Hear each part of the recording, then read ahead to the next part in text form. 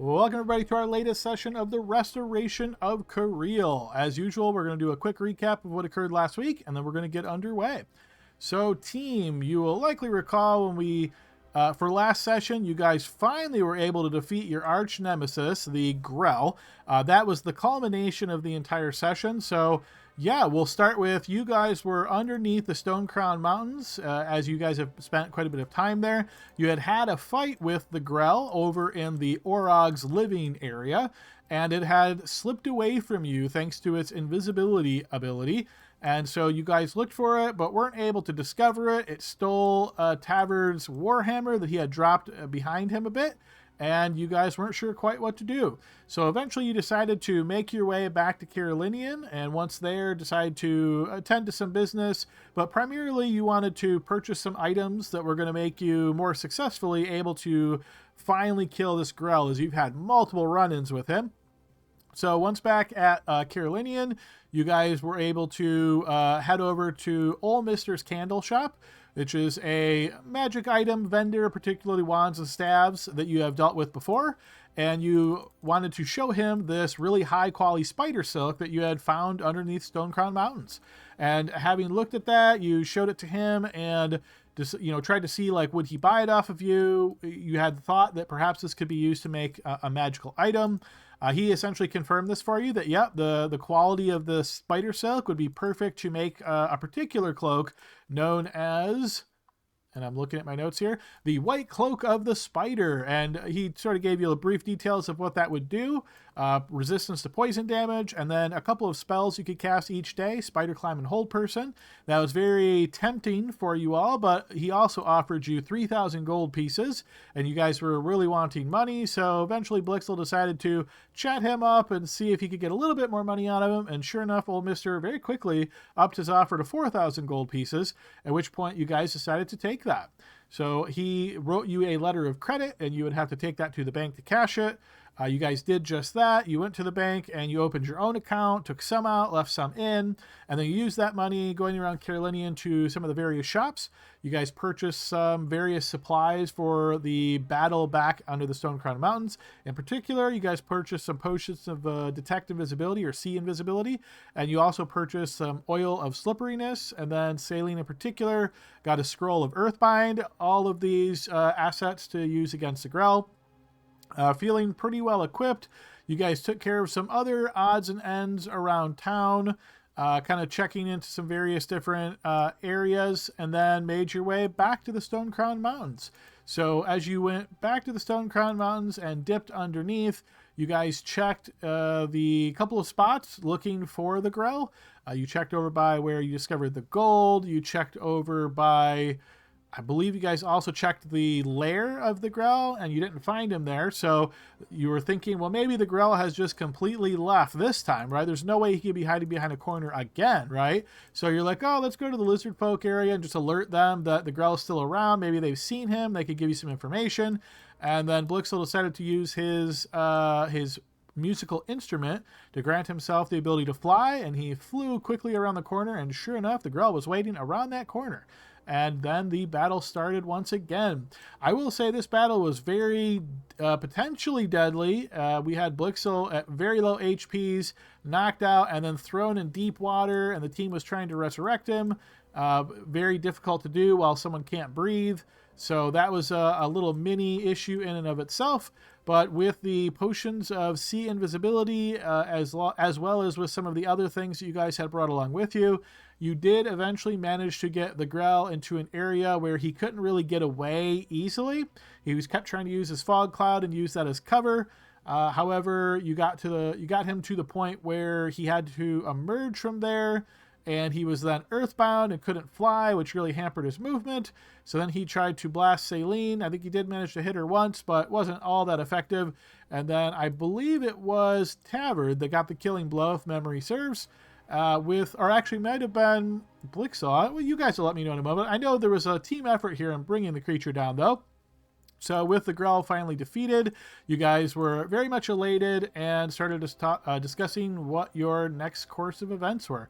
So that was a very high level and brief summary of what we did last week. I'm sure there's a whole lot I missed in there. If anybody would like to add anything for inspiration, feel free.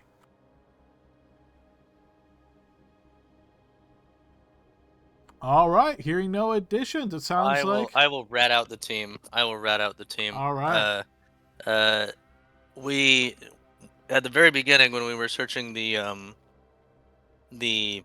Orog camp, Gordon, I believe, found a couple of vials of stuff in the shaman's tent. One of them was a purplish poison, and the other was a pot. No, we can't hear you. And the other was like a pot of black stuff that they weren't entirely sure of, but it sure smelled like boot polish. And two of the team applied it to their boots, and you keep asking for checks about that, and we don't know what that is, and we're all very worried. Excellent. Yes, very well added addition there, keeping everybody on their toes. Go ahead and take another point of inspiration, Saline, in addition to your other point for writing another entry. So, yeah, great addition. Who else would like to add? Video check. Can you hear me now? We can hear you now. Yep. Oh, okay. After we sold the beetle silk, we opened an adventuring bank account and we deposited 2,500 gold pieces, of which were all signatures of. Oh, I did mention that in the recap, and also it was spider silk and not beetle silk, unfortunately. Oh, I didn't hear you. I was thinking this is my moment. Yeah, maybe when you cut out, I cut out for you. I don't know. But yes, I did mention that. All right, no worries. Okay. Yep. What was the interest rate, Brian? Or the fee? It is 2 gold a month. Oh, with the assist, that's pretty minor. Is there anything else you can think of? It's something really small. I want to steal the credit for that answer.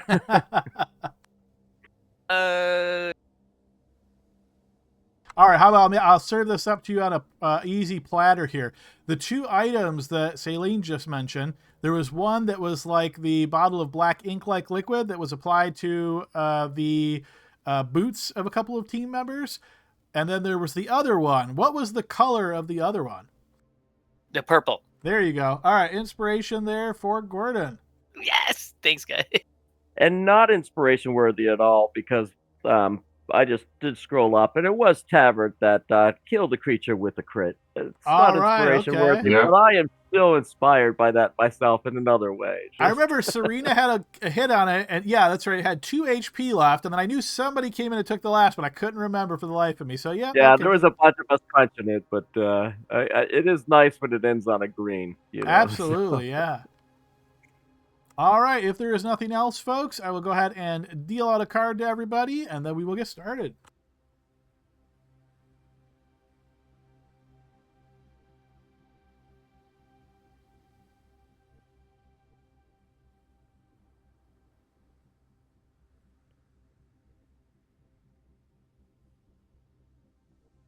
Alrighty, there we go. Sorry about that. Looks like the interface is giving me a little bit of issues there, trying to give everybody a card.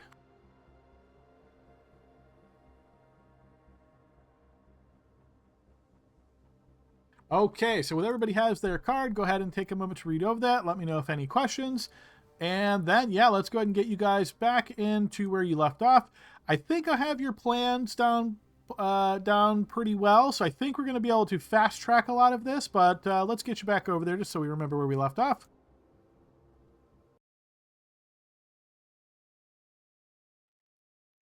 Alrighty, folks, so with the Grell slain and you guys standing nearby, it's only a few moments later when you see some heads pop up in the water, and you can recognize the lizard folks who are here in the cavern and presumably were using the water to escape notice of the Grell. Yeah, Adam, I don't remember what some of my tokens are for. Excuse me, my pink dots, orange dots. I'm just removing everything. So any of the dots you can remove, because those would be card effects that are no longer in play. The other, though, I think a couple of you may still be flying for a short bit, and then the eye, I think, was for sea invisibility, so that could last for a bit, but probably won't have a huge impact at this point. How long does fly last? I can't remember. I think it's 10 minutes. Oh, okay, cool. We bring a gift for you, lizard folk. Your enemy dead here. All right, as you call this out, you'll hear Thrask speaking in that lizard folk language, as a lot of the lizard folk having popped up, now seem to kind of go back towards the shore. You can see some of them getting a bit closer and looking towards the grell itself and kind of blinking their eyes. That they, as is common with lizard folk, you don't see any like overwhelming signs of emotion or anything along those lines. That's not the lizard folk way, but they certainly are looking in that direction and noticing what you have accomplished. Thrask himself will come out of the water and make his way over towards you all, and he says, "You have finally bring it down. We knew it was in the area. We had seen it before, and it tried to attack us, that fog, but we went under the water and the fog couldn't go." Thrask, does you and your people know how to, anything that you can do with this here creature with the body? I don't know if you know how to make anything out of it. Is it worth anything? You see he blinks his eyes, and then his tongue kind of like flicks back and forth. Make out of corpse? Well, sometimes you make skin, sometimes you make poisons. Armor, sometimes armor. Armor, right? You know, does this one here, was this thing worth anything at all? Anything we should know that you may know? You see he kind of looks at you once again and, no. Food? Could be food. I don't know. I'm not eating it, but... Well, I think you should have it. We're not planning on taking it back, are we, guys? No, but Bill's saying if it was worth it. I mean, if there's any glands or something we should take, I don't know, right? You know, we could get it stuffed. Yeah. Oh, well, we could put it as a trophy room. Do we have a trophy room, Blixel? Not yet. We never had a trophy to put in there. Wait, Blixel, are you feeling all right? Do you have a potion you want to drink or what? Let me just. I'll cast some spells on myself real quick.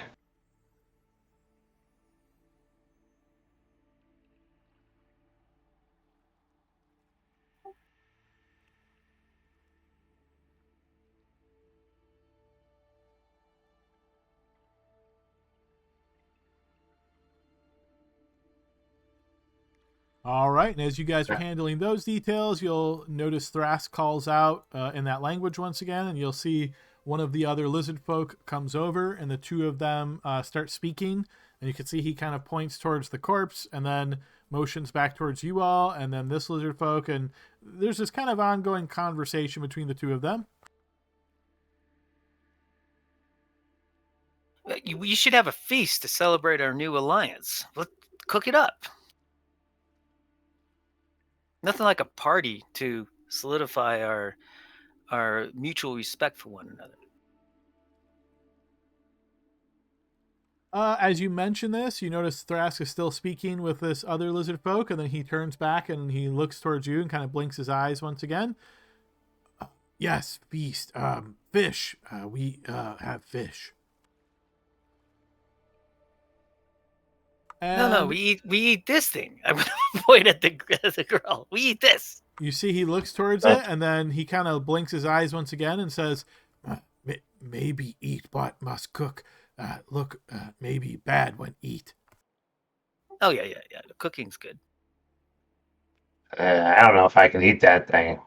Oh, we're eating it. We're eating it, boys. This is... Got to...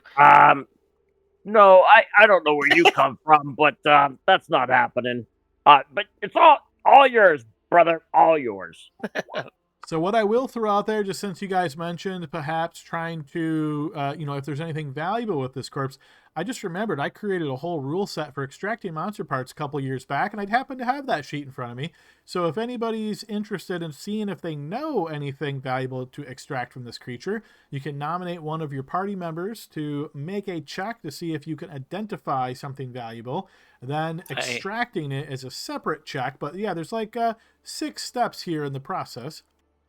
Who should we nominate to do identify check? Not it. I wonder.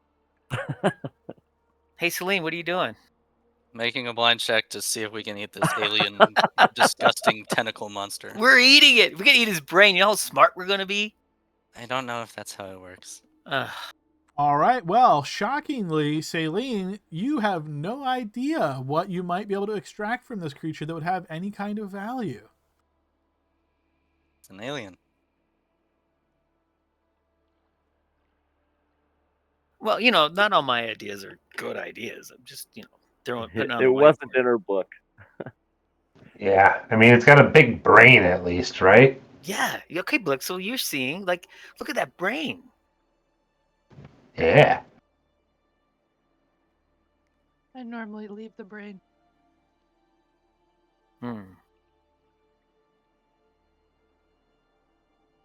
You'll notice Thrask now approaches and he's looking down at the creature. You see he, with his clawed hand, he kind of like is moving the beak around. You can see he's still like a little bit apprehensive though. And like, you can see him watching the corpse very closely. And then you see he looks back over towards you all and says, maybe cut tentacle and cook, and then maybe is good, but cut here and here, so no sharp part. All right. I got a dagger. All right. Right here? Where? Here? Okay, so yeah, I'll cut right Thrask there. is pointing. Essentially, the way you can think of this is when you look at this token, you can kind of see that there's like this more hard ridge before the tentacle. So right when there's the actual tentacle that's not like armor plated, he's telling you to cut there. And then you'll notice near the end, there's these kind of like spines or barbs, and he's having you cut before the first spine. So it's only the long piece of tentacle without anything sharp on it. Oh, it's a great idea. I'm on it. All right. I'll take the fish. Yeah, so you'll notice Thrask once again calls out, and there's lizard folk kind of moving around here. I won't bother moving each one individually, but yeah, you get this impression that they are certainly in the process of getting things ready. You can see some of them like bringing baskets over. It looks like some of these baskets have fish that's already been caught. You can see the fish themselves are very fresh. Some of them are actually still even just moving around. Like there's bits of water in the basket. It's not perfect, obviously, but enough that the fish aren't dead even yet. And you can see them getting ready to go. Every now and again, you'll notice like one of the lizard folk just kind of picks up a fish and eats it raw. They don't seem to worry too much about cooking them. But for you guys, Thrask especially, maybe he's a bit more accustomed to the way of surfacer dwellers. So he's getting things ready to go. They're starting to get a fire going. Once they have this, like, you can think of this almost as like a bronze bowl, like a pretty big bronze bowl or platter. You'll notice he actually motions with his hand and flames just suddenly appear in that platter. And you see he just kind of nods as he's looking that way and start preparing the fish. Cutting them, cooking them. You notice he also has some of his kin come up and they start looking at the tentacle. And again, you can hear him conversating back and forth. And then he ends up taking the length that you've cut, Gordon, and he cuts it again into smaller pieces and then cuts it like open and is laying it down. So there's a whole lot of different ways they're doing this and trying to prep it in different kind of ways and cooking it up, see how it is. So yeah, once this part is done, there's certainly plenty of tentacle to be eaten. Who is partaking in tentacle? Oh, Gordon. All right, Gordon, give me pick high or low and then roll me a d20. I'm going to go high because that's how I roll. Yeah. Oh, man.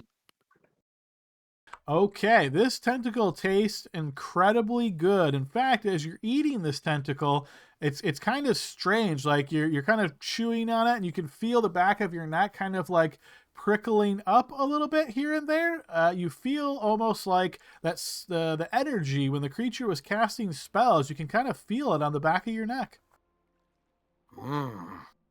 God, this is so good, guys. Good job, Thrask. Thrask will look towards you and says, "It is good." Yes, 100%. And then he will take some of it as well, and he starts chewing it and kind of like tearing at it. And you notice that he looks back towards you and says, "Yes, it's good."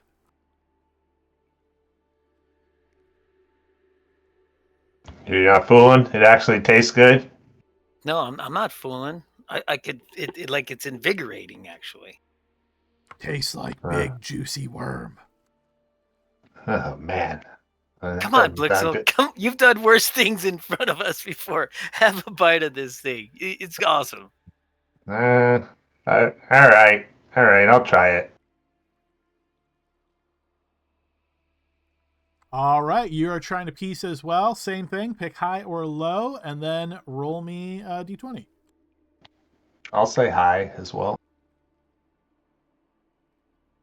Nice. Okay, yeah, it tastes quite good. It has a decent flavor to it. It's a little bit probably exotic for what your normal palate is, but yeah, tastes pretty decent. Is there anyone else that's partaking in the Grell Tentacle? Yeah, I'll try a piece. Okay, same thing. Serena, pick high or low and roll me a d20. Low. Okay, yeah, it tastes pretty good. It's, again, a little bit different than what you're used to.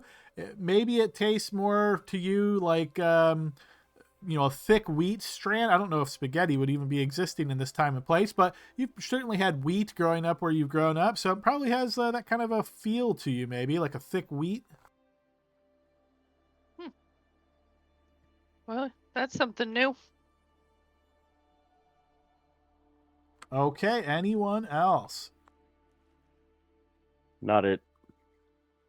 All right, this option has now been closed. Okay, so Gordon, please roll me a 1d2.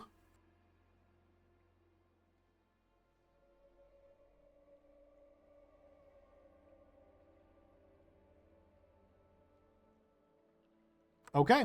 You can feel this strange sensation has coursed through you. This is very peculiar that just eating this food would have this kind of effect, but you can feel almost as though there is this part of your brain that has been unlocked. Man, I don't know. I almost feel different here. Still good, but I feel different. You no longer have to wear those Depends.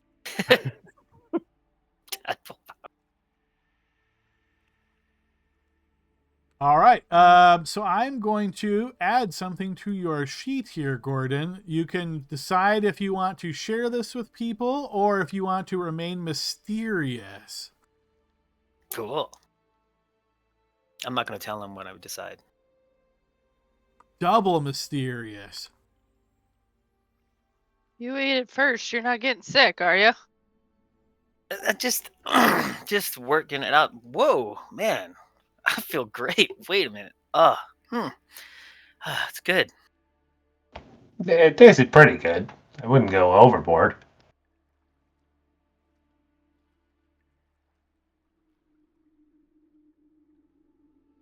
The lengths it took to get it, I don't think it's worth it, but, it was interesting to try.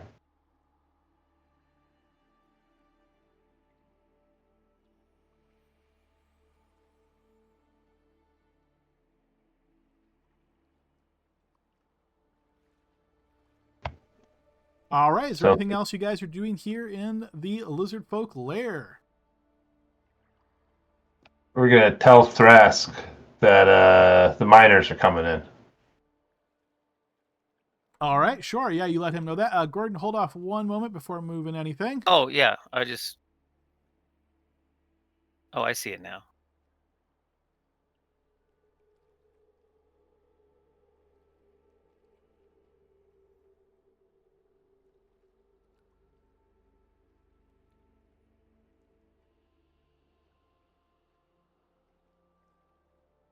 All right, yeah. So I'm trying to kind of multitask here a little bit. Apologies, guys. But yeah, you certainly let Thrask know of this, and based on your previous conversation, he has no concerns with that. He essentially lets you know that he and his lizard folk won't go in that direction anyhow. So unless your people come here, they won't really even interact. Blixel, do you want a potion of healing? I got a bunch of them. Now save it. Okay. Did you use your natural ability to help yourself out? I'm gonna do that right now. rolled bad, so I got 5. Well, as you mention it, for Blixel. All right, so you have spent the Destiny Awaits card. The player of this card can restore 1 usage of Bloodline ability or 2 luck points to themselves or an ally. So you're using that on Blixel, and let's see, you're restoring his Bloodline ability to cast Cure Wounds. Okay. Oh, it didn't go away. I'm getting stronger. It must be the Grell. Oh, I don't. Was he one of them? Scion? He was a Scion? It's so good. Oh, yeah. All right, I'm going to do it again. Because I'm still not close, so.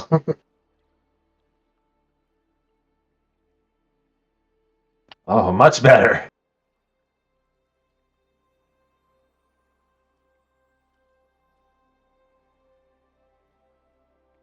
All right. Mission well accomplished.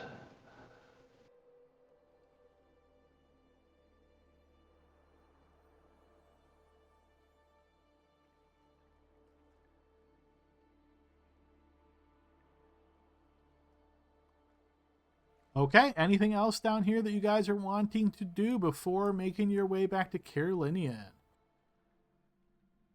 And let's see, Gordon, you should now be all set. I think all that's programmed in. It's written down there in your on the side panel. It's added to your attack roll area, added to your resources area. Let me know if any questions. Yeah, thank you.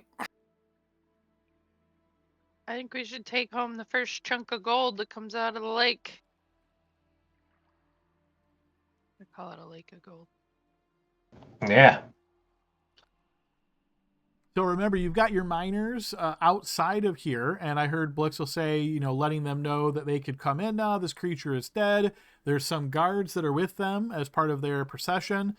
So, yeah, once you guys make your way out of here, we can assume that you're letting the miners know. I think you guys would know well enough now that this is going to be a process that's going to take some time. So you wouldn't expect there be like gold for you to take within hours. This is going to be something that takes a significant amount of time. Not even one little chunk? You could probably get like a gold nugget, right? That's not really worth a whole lot. If it's just like a keepsake kind of thing, you could get something like that. But actual like quantifiable gold, essentially how this is going to work is what you're extracting out of here is then going to be processed and sold and going to be turned into gold bars for you. So at that point, you can decide what to do with it. Oh no, I want a keepsake. And I'm going to bring it back to Milena, not Marina. Okay, sure. Yeah, if you're willing to hang out here for, say, 2 hours or so, then by that time the dwarves can get all down here, unpack, get everything ready to go, and start chipping away and get, a small nugget of gold. So you could think of that as like maybe the size of a die, for example, that you would roll, like that size of gold. Is that all right with everyone? I think it's also worth it to make sure they get set up, especially since it's so dangerous down here. What about you? You got that big war pick. Can you chip one a little stone out? I have a shipwrecker. Yeah. If I take that to the gold, does it get me out a chunk? Well, let's go ahead and move you guys over to that area. I don't think you guys even... Oh, yeah, you still had tokens on this map, but some of them are old, so I'm going to remove these ones. And then we're going to go ahead and put your new tokens over here. Grab those from the other map. But yeah, so you're spending some time here trying to do some of this gold extraction. Go ahead and throw me... You can do this publicly, Cerilia. Go ahead and throw me an athletics check. I'm not seeing myself on the map, so I'll just use the one. What? You're right there. I don't know what you're talking about. Yeah, that was my timing. No, not very well, Serena. This is definitely something that's going to take quite a bit of time. Obviously, this tool is certainly suitable for doing this, But yeah, you can tell that there's a lot of rock, and then there's like gold veins inside of the rock. So you're basically having to pound clear parts of rock, get to the gold, then try to pound around that to extract the gold. So yeah, you're pretty sure this is a job that's going to be best left for the dwarves. Do you guys care about hanging around while they get set up, or you in a hurry? No, we earned it. I'm not in a hurry. Let's help them get settled in, get a vibe for the place. You know, kick our feet up. Let them know we're watching them. Yeah. Okay, almost as though memories of past times. You can see the dwarves make their way down here. They start throwing up tents in different areas that are not right next to the holes that were the purple worm holes, and getting things ready to go. The guards are more like on the ridges and sort of areas. And yeah, you can see this process gets underway. Dwali's leading his force here and letting them know, the areas to focus on, and, kind of just getting them all lined up, ready to go. So yeah, a couple of hours pass here as they are chipping away.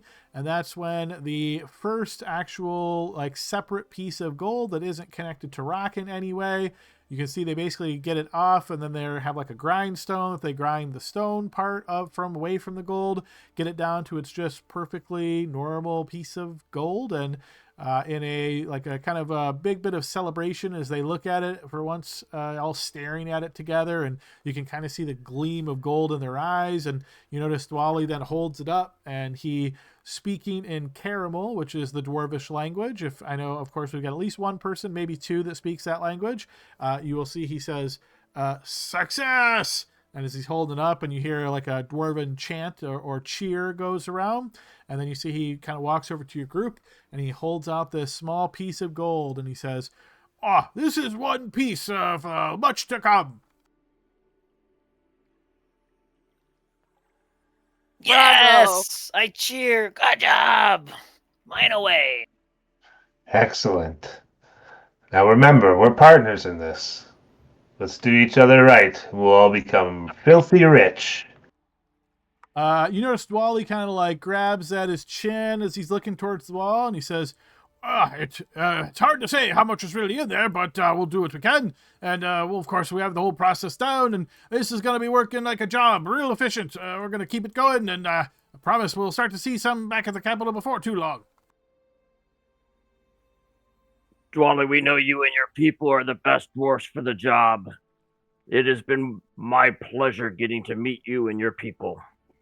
And you notice he goes, "Oh, yeah. And then he looks at you, kind of flashing. Yeah, that's right. We'll keep working on this, and it won't be too long, and we'll be sending it right to the capital."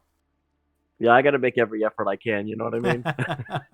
So, anything I can do to butter up some dwarfs, So as he says that, I'm going to try an insight check. I specifically want to know if I'm trying to see if he's going to deceive us on the amount of gold that bring to the capital, just as he said that. Okay, yeah, you can roll a check on that. It might be difficult to get that precise, but you can see if maybe you pick anything up. So yeah, blind check. I would say you're pretty confident that this is more or less his unease here is, a little bit of this history that Tavern is from a completely different type of dwarves than these dwarves are, and typically they hate each other with a burning passion. Dwali is tempered a little bit, and that he's gotten his people to be okay being around Tavern, but there's probably still a little bit of unease that this amazing accomplishment is happening alongside a Mercaladian dwarf. It's really hard for him to wrap his head around. I just pocket that in the back of my brain. Me too. All right, guys. So yeah, this operation is essentially set up. It's on, you could almost call this on autopilot at this point. Is there anything specific you're wanting to do? The guards are their guards, or are they part of our forces? So the dwarves brought some of them with them from Abruk Ajik, and then others they hired locally. So they're not part of the Cerilian guards, like Cariele's actual armed forces. They're essentially mercenaries, you could think of them as. Okay. I think Blixel will try to like see one that's sort of off to the side and make small talk conversation, and then say, "Hey, if you could let us know what's going on in here, just give us some periodic insights and let us know how it's going. I'd really appreciate it." And he will give him 5 gold pieces. So I will say that this mercenary is certainly happy to take your 5 gold, and he's amenable to doing what you're asking, but he doesn't have like a messenger service, right? So he won't know for sure that he's the one that's like guarding the gold that goes back to the capital and then on the way back. So it's going to be like periodic shipments of gold coming from here back to the capital. So he says essentially what he tells you is that if you want to like hire a messenger that comes here every however and just talk to him, he will certainly give that messenger an update as frequently as you'd like. Okay. Okay. Messages be sent back and forth with supplies, because I assume they would need supplies, right? There certainly will be some supplies going back and forth. Yeah. So think of this as like carts and wagons outside, and then once they extract enough of this, they're putting it on like push carts, and then they're pushing those carts out towards the area, dumping those into a wagon. Once they get a wagon full, they're taking that wagon to Carolinian for processing, and then obviously they have to have a decent amount of armed guards to guard the gold that's going back to Carolinian. So yeah, they have this, at least as far as they're concerned, under pretty well prepared. But yes, once they're in Carolinian, they likely will purchase any other odds and ends that they need that they're kind of running low at here in the mine, and then they would bring that back, and it just kind of repeats like a cycle like that. Sorry. No, I'm just gonna say, okay, well, we could work with that within that system. We'll have messages that we'll send, and just keep us informed. Let us know how it's going. Dwali sometimes can get sort of obsessed, it looks like, with the gold a little bit. So I just want to make sure we're all on the same page and getting information. All right, just in case it becomes important, this mercenary you're speaking to, his name is Merrick. And he is a young male and Weirian mercenary, or soldier. You could probably think of him as probably the easiest way to remember him. Okay.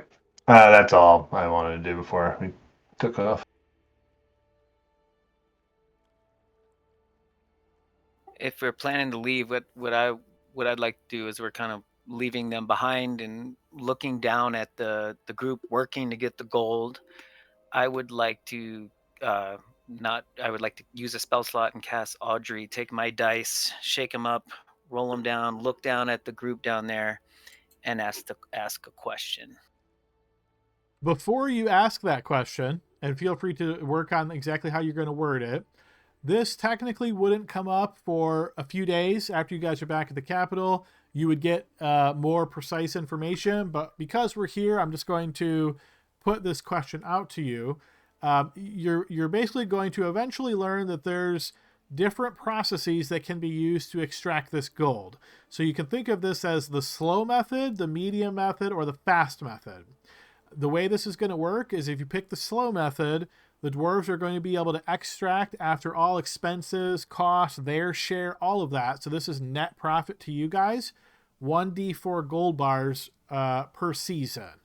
If they do that, it's going to reduce the total amount that is here by 2 gold bars per season. They're estimating there's about 30 gold bars total in the walls. So you can think of this as it would take them 15 seasons to extract all of the gold. Obviously, depending on how you're rolling, that could be as low as 15 gold bars over across 15 seasons, or it could be 60 gold bars across 60 seasons. If you go to the medium method, they're going to be able to extract 2d4 gold bars per month for you, but then it's going to reduce the total in the walls by 5. So that means there would only be 6 seasons of extraction. Obviously, you're getting less total money, but more money faster, if that makes sense. And then the fastest method is 3d4 gold bars per month to you guys, and it would reduce the amount in the walls by 10 per season. So they would be done in 3 seasons, and you would get anywhere between 9 and 12 gold bars total. Does that make sense? I know that was a lot of info real quick. Yep. Libby votes for the one that gets us the most gold. So that would be the slow the method. first. Yeah, the first move. Yep, definitely slow.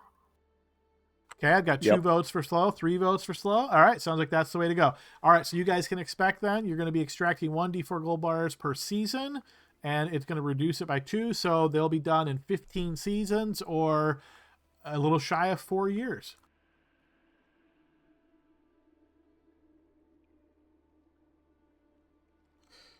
Okay, and so I see you've cast your spell and you've posted your question.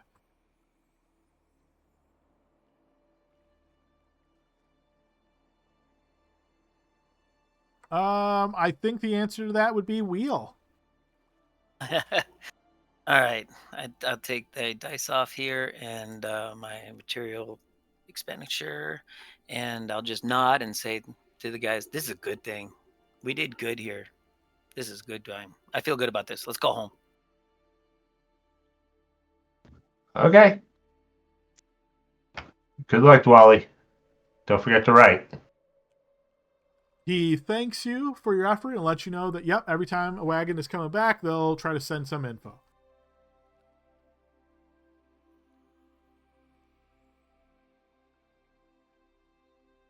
Okay, so you guys are ready to exit out of here at this point? Is that safe to assume? Yep. Okay, so we're going to do a little bit of fast tracking here. You guys managed to make yourself out of the Stone Crown Mountains. You then get back over land and begin the little over of a day travel back to Carolinian. Again, I'm assuming there's nothing you guys are doing other than traveling. Okay, hearing nothing, that's what I'm going to assume. So you guys are making your way back to Carolinian. You're going to have to sleep out one night. It is very much uneventful. You wake up the next day. We're now on the 13th of the month. This is continuing this pattern of the weather being warmer than normal. So it's actually quite refreshing because it's at this point in the year, sometimes it's already snowing, but it's actually about 55 degrees. So it's quite nice. You guys continue traveling, make your way back, and find yourself in Carolinian probably by early afternoon.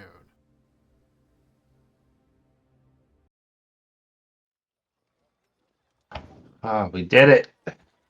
Finally took down that Grell. Got the mine going. I'm feeling invigorated just by that. It had to be done. He was embarrassing us. Yes. Well, I'm looking forward to our next council meeting. Everybody bring your A game. It's my first one. Do we take notes? Where do I sit?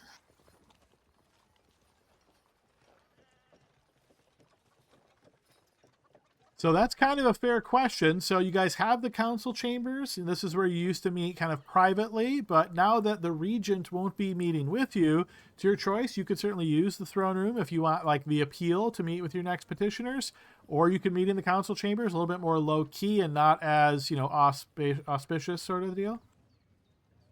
I think the council chambers. I think I'd feel weird being in the main hall. I vote for throne room. Blixel votes for throne room.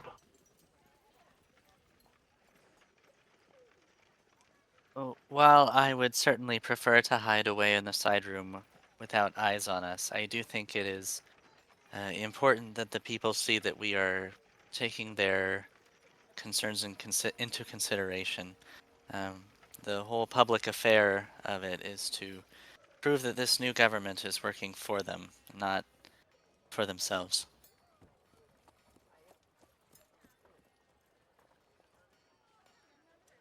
Plus, it's better to be famous, guys. Believe me. I don't know about that. Sounds to me like 2 votes for throne room, 1 for council chambers. Any other input? Okay, throne room it is. Throne room. All right, even more throne room it is. All right, so you guys have, let's see, 1, 2, 3, 4, 5, 6, 7 days before the next council session. So we can certainly fast forward to there, but is there anything in particular you guys are trying to accomplish before that? And obviously this would be like shopping or other odds and ends that you'd want to take care of. Would we be able to sell the vials that we did not use? If you mean like potions, is that what you're referring to? Yeah, the oil of slipperiness. Yes. However, you won't be able to get back as much as they cost. In fact, you would only be able to get a baseline of about 30% of what you paid for it. If you have a really good persuasion check, you might be able to bring that up to like 50%. Then may as well just keep it for now, unless you guys think otherwise. Well, we do have our debt to consider. I know we put 2,500 away. If we could get, how much did each one cost? 480. So, assuming we sell both and Blixel's Silver Tongue works its magic, that would be almost 3,000 back to cover the 3,300. I doubt I'll be able to get exactly how much they're worth. They always take a discount. But... Well, I meant 480 total, so half of both, because there's two. Oh, yeah. That would come out to... Well, I mean, I got time on this loan if we want to keep these things. Just, It's just, it does take a long time to put it on, but, I mean, it's the debt I think I'm thinking about the most, but I hate taking a loss on anything. Yeah. We could do like a slip and slide sort of thing where you put it down and you like slide all over the place. That's cool. That's worth 400 gold. Not for 480 gold, but sure, it sounds like fun, I guess. Well, I'll try to sell it back. I appreciate it. It's my eyes that cost this much, so I'm happy to try to do the dealing. Wink. I'll wink a lot. Well, speaking of shopping, I hate to sound so, boring, but do we get paid? When do we get paid? Did you guys get a paycheck yet? Not from Milena. I think that's kind of still up in the air. But correct me if I'm wrong, voice in the sky, but we only get paid per season, and we still have 2 more months to do.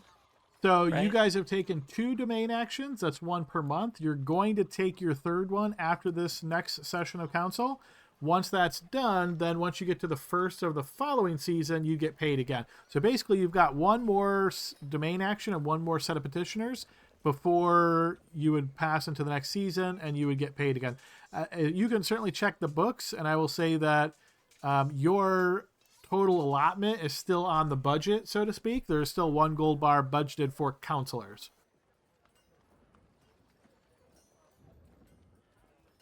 Oh, okay. Well, just gotta wait. All right, that's fine.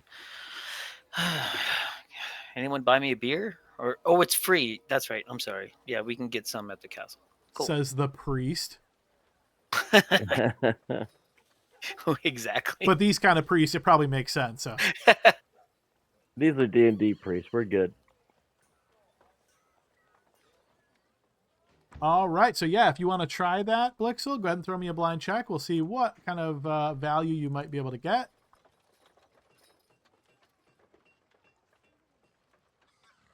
Oh, actually... Oh, wait, that was just your roll. I didn't see your modifier. Yeah, you can totally get 50%.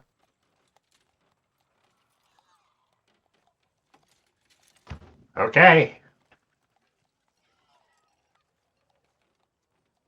Do we want to sell both, or what do you guys want to do? I am concerned that if we put off paying the debt, we're going to forget, and it's going to be bad for us. I think we should resolve this as quickly as possible. I'm okay with that. I'll go ahead and hand Blixel my my 1 oil of slipperiness. I don't remember who had the other one. I think Serena did. She says she gives it to us. Okay, yeah, if you're selling both of those, then yeah, you can gain 480 gold. Hey, you think about it, we did get an extra 4,000 1,000 gold, right? So still doing better, and depending on how you math it out. So Yeah, absolutely. All right. Well, should I go pay some of this off right now? I think so. Okay. Blixel will go pay.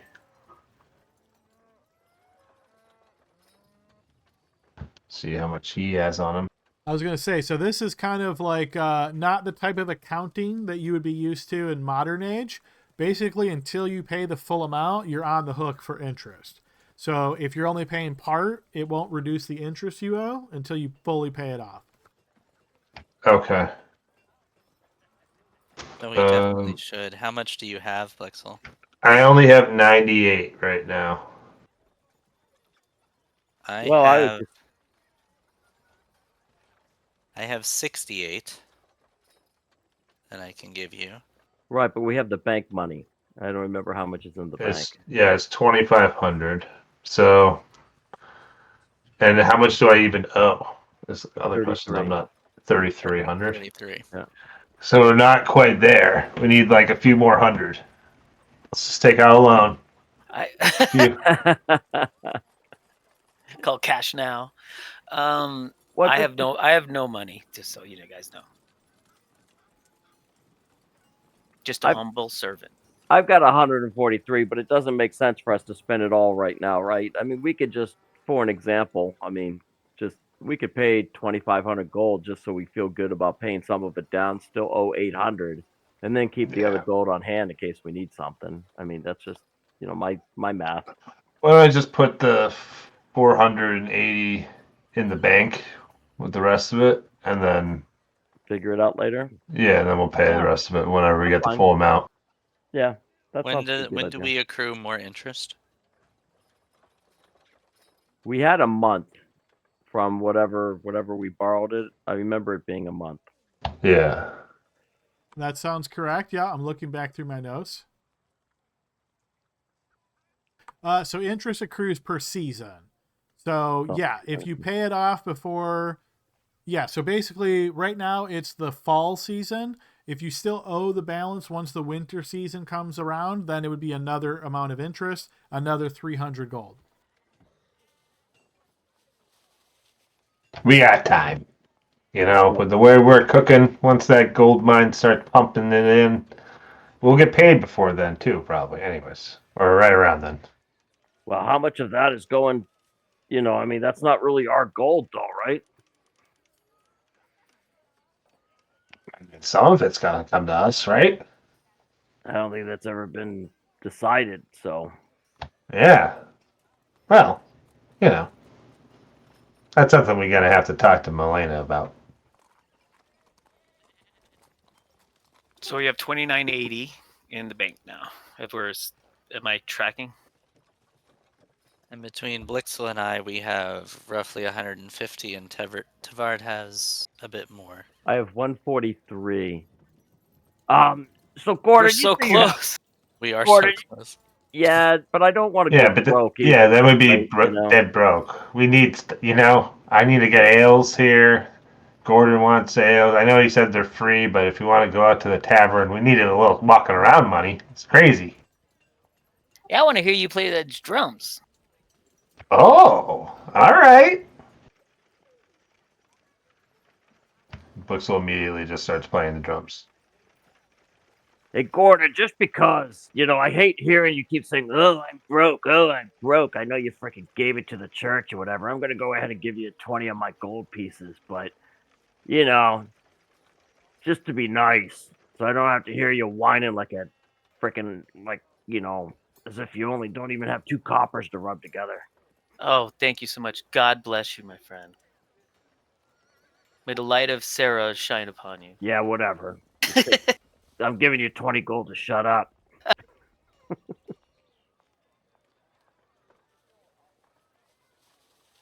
All right, so it sounds like adding money to your bank and the bank here in Cerilia, not paying the debt off quite yet. Are we good to move on? Yeah. I mean, I am, anyway. All right, so I'm going to move in fast forward of days here because there's some events that are kind of sprinkled in this area. So you guys rest overnight. You obviously would get your long rest. I'm going to apply that just so it's recorded, just in case that becomes an issue. Not that it necessarily will.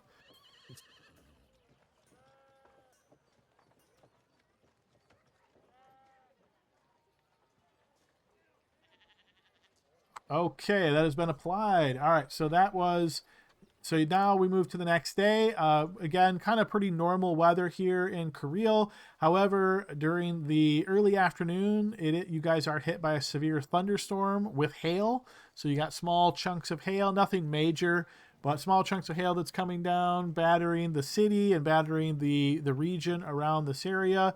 It doesn't last too long. It's not all that impactful, but you do hear it in the people that are talking about it. You know, as you're moving about, people are saying things like, oh my God, do you believe that hail? That's crazy. Winter's coming. It's going to be here anytime you know it. So it's that kind of like a mood. The next day, however, it's back to being warmer than it normally is. So kind of strange. The wind is, kind of pushing around a bit. Not real strong, just a little bit. Next day, we find ourselves again a bit of more normal weather and a light wind. However, on this day, this is the 16th of the month, there is an event, which is, if you guys recall, you guys have asked for Evelyn, the researcher, to explore uses of Nihiladium, and who would like to roll to see how successful she was?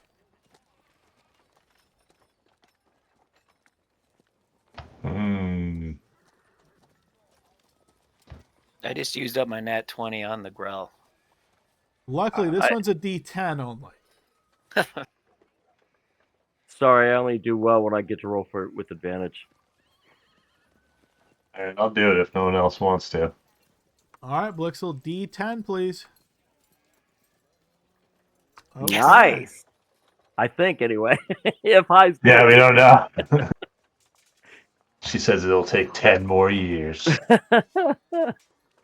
Okay, so you are informed by Evelyn that she's had an incredible amount of success in researching the Nihiladium and playing with it and seeing what exactly she could learn. So much so that she has been able to create with this amount of Nihiladium 10 sun rods, 5 worm stones, and 20 Nihiladium arrows. And she has unlocked the ability to create more of any of those things should you need them. So sun rods, these are things that you guys might be familiar with. They're essentially alchemical light emitters. So instead of like a torch that, you burn it and it burns out, this is an alchemical solution made of Nihiladium that's applied to a stick, essentially. You strike that stick against any hard surface, the wall, the floor, whatnot, and then it glows very brightly. It's brighter than a torch. You get 30 feet of dim light and 30 feet of bright light, and that will last for about 6 hours. So essentially, if you want more of these, she would obviously need more Nihiladium to create them, but she can make a good amount of these. Part of what she was doing was researching and exploring, so it's not like a direct conversion of how much you gave her to how much was created, so she could make more in the future, if that makes sense. Worm stones are stones made of Nihiladium intermixed into some other alchemical solutions, and essentially they produce heat in like a 20-foot radius, and it can keep most areas warm to about 70 degrees without much issue. So if you were like out in the winter and you put one of these out, you could be pretty decently warm. And if you put this inside like a shelter, you'd be perfectly warm, even if it was very, very cold outside. So you can think of these as being very useful for mostly mundane reasons, but you might be able to find ways to use them effectively in more adventuring kind of pursuits as well. Nihiladium arrows, as you might guess, are tipped with Nihiladium, and when fired, they deal some fire damage when they strike.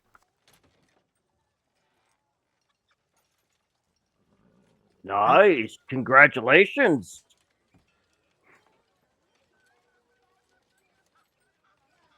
So let me know if any questions on those. Again, this is what was made sort of at scale as part of research, but things you guys could be thinking of is if you wanted to mass produce any of these, it's an option. Again, you would need a source of Nihiladium.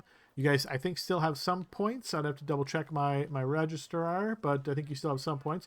And then the Nihiladium arrows, what might run through your head is, well, what if you crafted enough of those to equip a unit of archers with Nihiladium arrows? What might effect that have? Certainly something you could do. Obviously, it'd be a bit pricey, but that would certainly give archers more of a punch.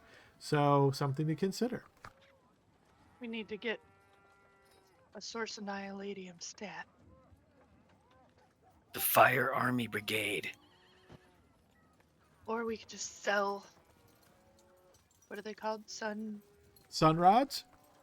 Sunrods. We can just sell sunrods. We can own the sunrod business. We have it cornered. I love it. All right. So, yes, as those ideas are moving through your mind, the next few days are quite uneventful. Again, kind of warmer than normal overall, a normal day and then a warmer than normal day, but still just very pleasant for this time of year. You guys are, and most of the folks in town are pleasantly surprised. So we get ourselves to the 20th of the month, which is the next session of council. This unfortunately brings with it its first colder than normal weather in quite some time. So we find ourselves being a little bit chillier on this day. Servants in the castle lighting up more fires, having to use more wood just to keep the rooms kind of warm. And there's also quite a strange weather event. This is what, after experiencing it, some people around call it different things, but I would say the name that you eventually get to after talking to folks maybe more in the know is what's known as an arcane tempest. So this kind of looks like a normal thunderstorm, but there's definitely a strong sense of magic to it. Anybody that's a spellcaster, when you're looking at this arcane tempest, you can certainly sense like pulses of magical energy from it. You're not quite sure exactly what that would do, but you kind of feel like if you were to cast a spell, particularly a spell that deals damage, while this is in effect, it's probably going to be a bit more potent. Okay, with that oddity out of the way, we find ourselves on the 20th of the month and the next session of council. Based on you guys' voting there, it sounds like the decision was to meet in the throne room. So you guys make your way to the throne room, having taken care of some odds and ends. Once you get to the throne room, you can see that it has been set up for your use. The throne itself is unoccupied as Milena is not here, taking care of some other odds and ends. But as a reminder, you can kind of think of it like a table set up over on this side. It's big enough for the counselors to sit at. And there is this public gallery spot over on the west side. This is where, the public kind of comes to gather. And the petitioners that have been, sort of filtered through to, you might say, because there's been some changes in how this occurs here in the county. So some of the petitioners that maybe would have been here before aren't able to make it to you guys. They're taken care of by some lower level functionaries. And the folks that get to you are ones that the other lower level functionaries kind of perhaps met with, but didn't really know how to respond to or didn't want to make a decision one way or the other. So these are the ones that filter to you guys to handle. Okay, so question for you guys. Lord Tannen is around, and he's been obviously assisting on some various activities, anything that has to do with the treasury, expenses, that sort of thing. Would you like Lord Tannen to be in this session of council with you?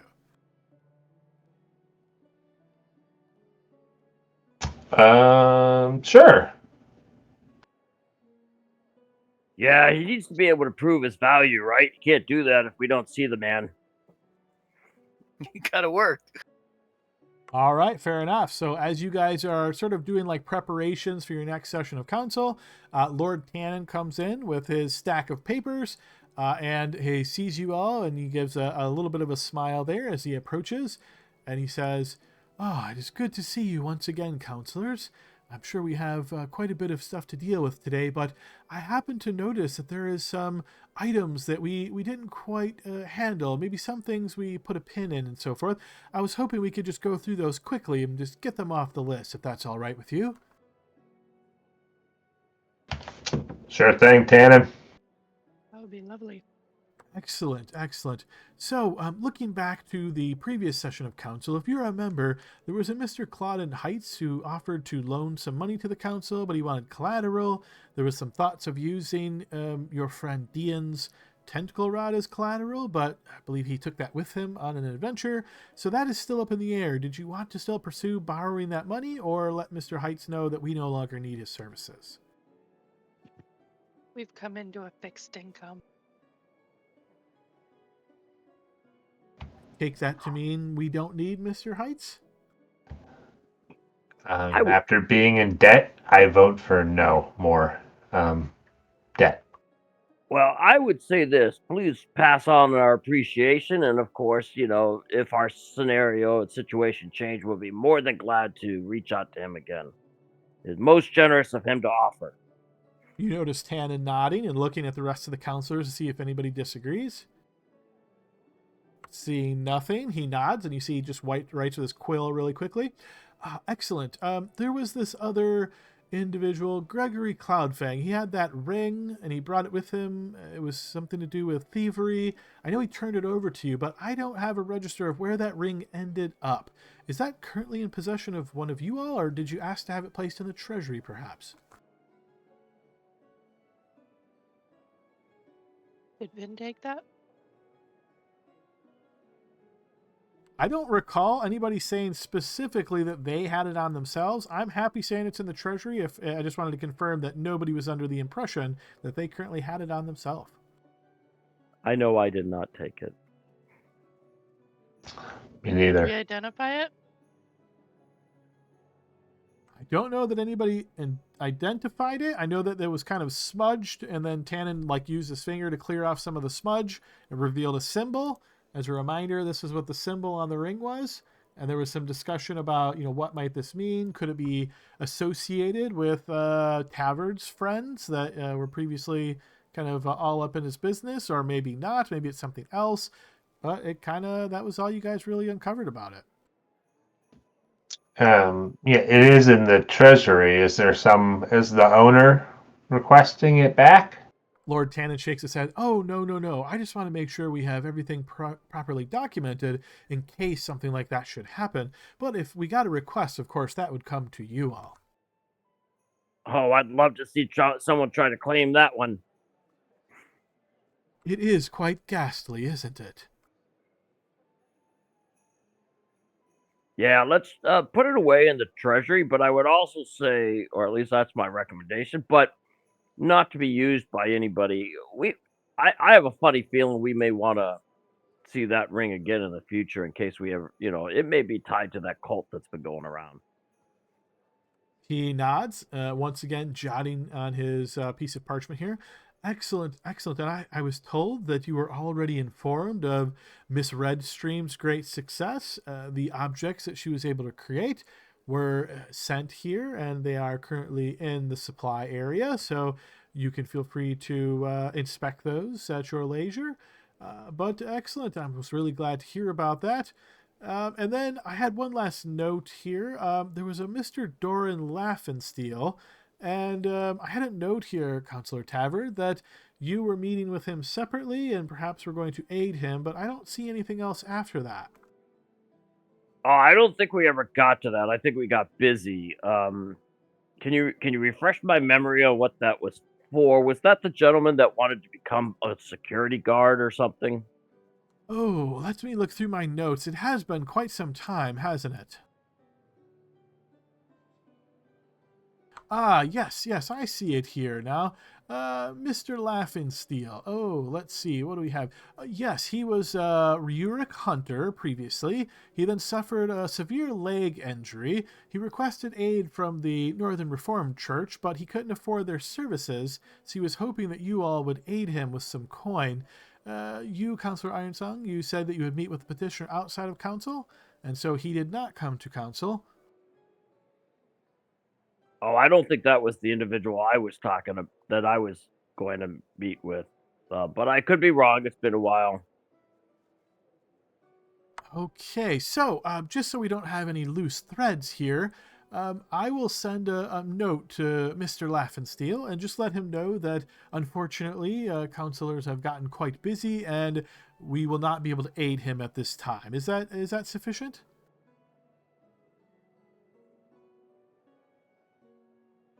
I personally think so. Yep. I mean, there's churches and stuff for that kind of stuff, right? Yeah.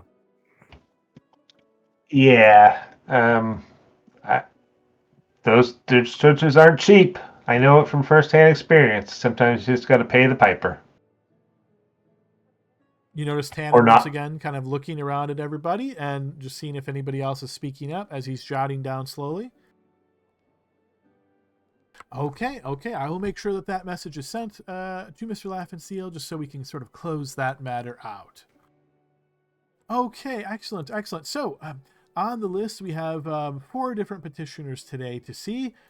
We should be able to get through this fairly quickly. I will just give you a brief bit of information about each one of them, and then you let me know who you would like to see. We will bring them in. As a reminder, each of the petitioners has been told that they have some time to come in and speak, and that you can ask any questions that you would wish of the petitioners, and then once you are done with them, you will simply say that you are done with them. They will exit, and we will make final decisions on these at the end after all petitioners have been seen. Is everybody following the new way we are handling this? Sounds good to me. Sounds great. Excellent. Okay, so just very brief information about the 4, and then you all tell me who you'd like to speak with first. We have a diplomat from Thosone who has come to speak to you all about a wedding invitation. We have a historian who's come from far to the south. I believe she wishes for you to hire her. There is a woman who is an alchemist by trade, and she's looking for a workshop. And then we have a hunter who's looking for some patronage from the council for a hunting event. Well, I think dignitary goes first. You notice Lord Tannen nodding? Yes, so I guess. Excellent. Okay, I shall send him in that. Oh, I'm sorry, Counselor, did you have something to add?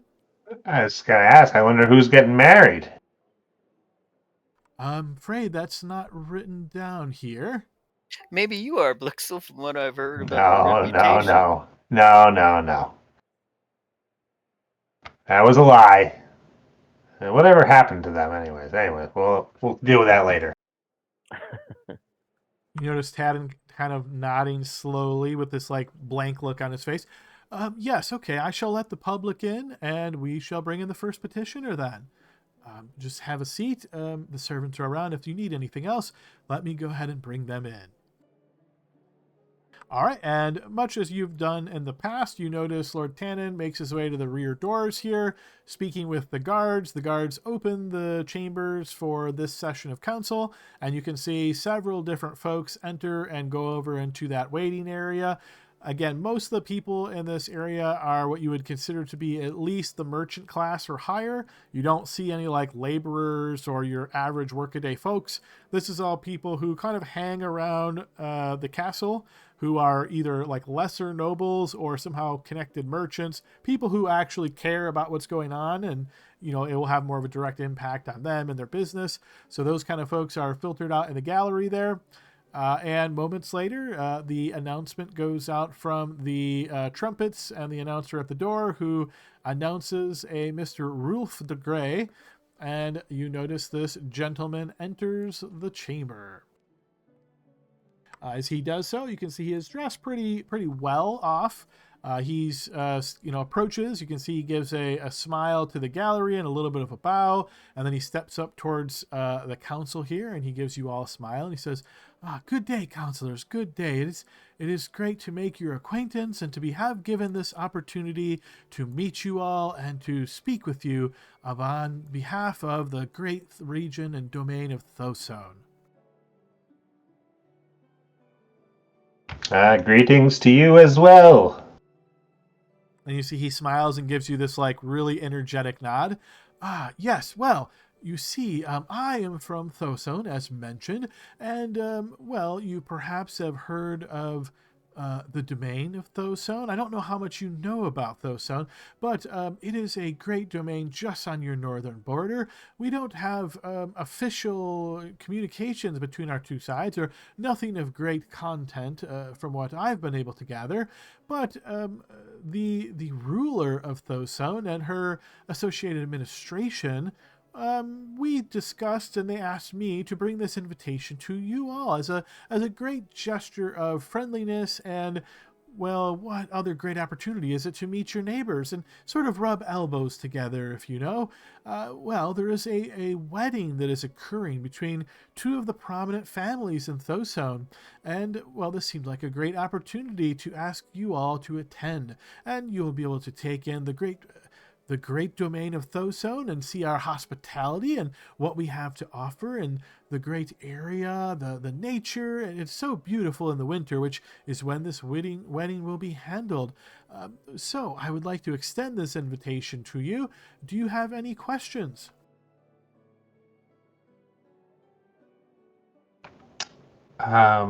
Yes. Will the ruler of Thosone be there as well?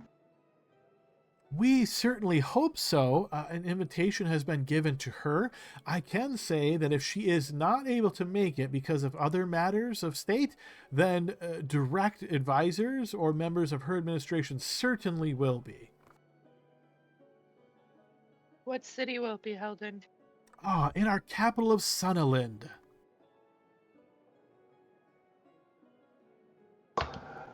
Are the drinks free, or do we have to pay? You notice he smiles. Aha! My counselor, of course there will be a feast, and all sorts of food, drink, and merriment will be yours free of charge. I'm in. Yeah. Well, I don't see why not right now.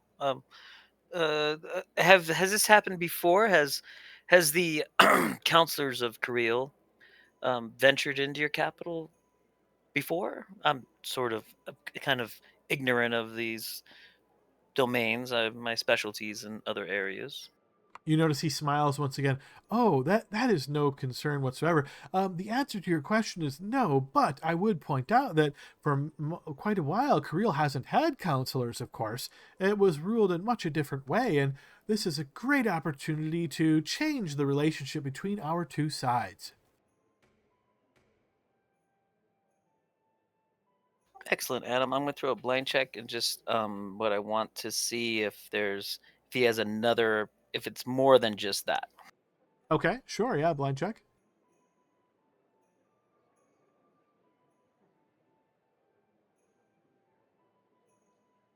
I would say you get the impression that he really wants you all to come.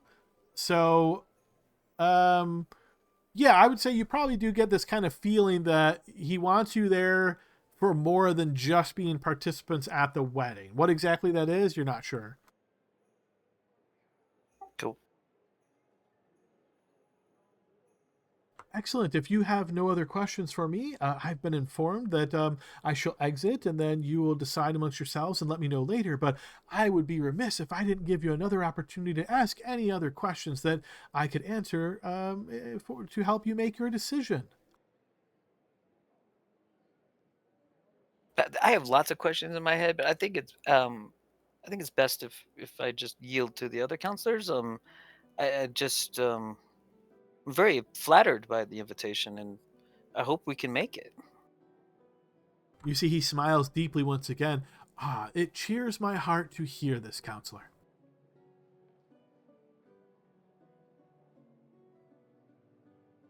Okay, well, if there are no other questions, then I shall take my leave, but I certainly hope that we will see a acceptance of this invitation from you all, and I wish you all to have a great day. And if you see from there, he does another bow as he turns and exits. You notice Lord Tannen is kind of jotting down on the side this piece of parchment, writing down a few quick notes. Once he is done, he looks back up at you all and he says, okay, there's the 3 others that are attending here. Did you have a preference on which order? Reminder, there's the historian, the alchemist, and the hunter.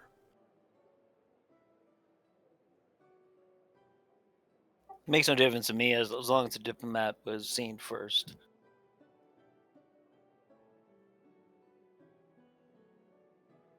Let's hear from the hunter. Yep. Excellent, counselors. I shall bring the hunter in next. Thanks. Same rigmarole happens once again as you hear this kind of like trumpet go off, and striding very purposefully through the room this time is a younger man, perhaps in his 30s, hard to say exactly, but you can see in this picture it's going to show that like he has arrows on his back. Obviously those have they're not there because he is not bringing arrows into the throne room, but it should give you an idea of what he looks like. As he steps into the room, he is fairly tall at 6'2" and looks pretty stocky. You'll notice that he enters the room and kind of just scans around. He's got kind of a hard face to read. He's certainly not nearly as cheery as the previous petitioner. But you'll notice he looks over towards the gallery and you see people kind of staring at him.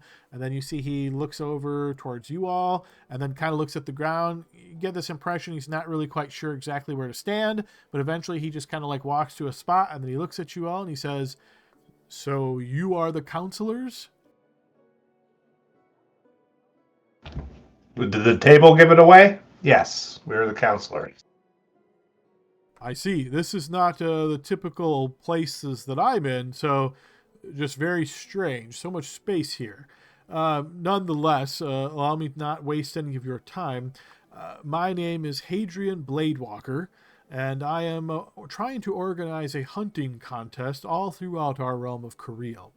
My hope is that you will sponsor this event with some coin in order to help cover some of the cost and to pay a prize to the greatest hunter. My goal here is that hunting in this area has kind of taken a dip. There's still hunting here and there, of course, but years ago there used to be much more of a spirited tradition of hunting, and this bound the people together. It made them more friendly. It made people work together. It just brought everybody together. And it seems like something like that could go quite a long ways in today's times to bring everybody together once again. And this would be a great opportunity to do just that. It wouldn't be very expensive for you to do this. And I think it would be a great idea for you to support. And where would you be thinking of having this, and what would you be hunting?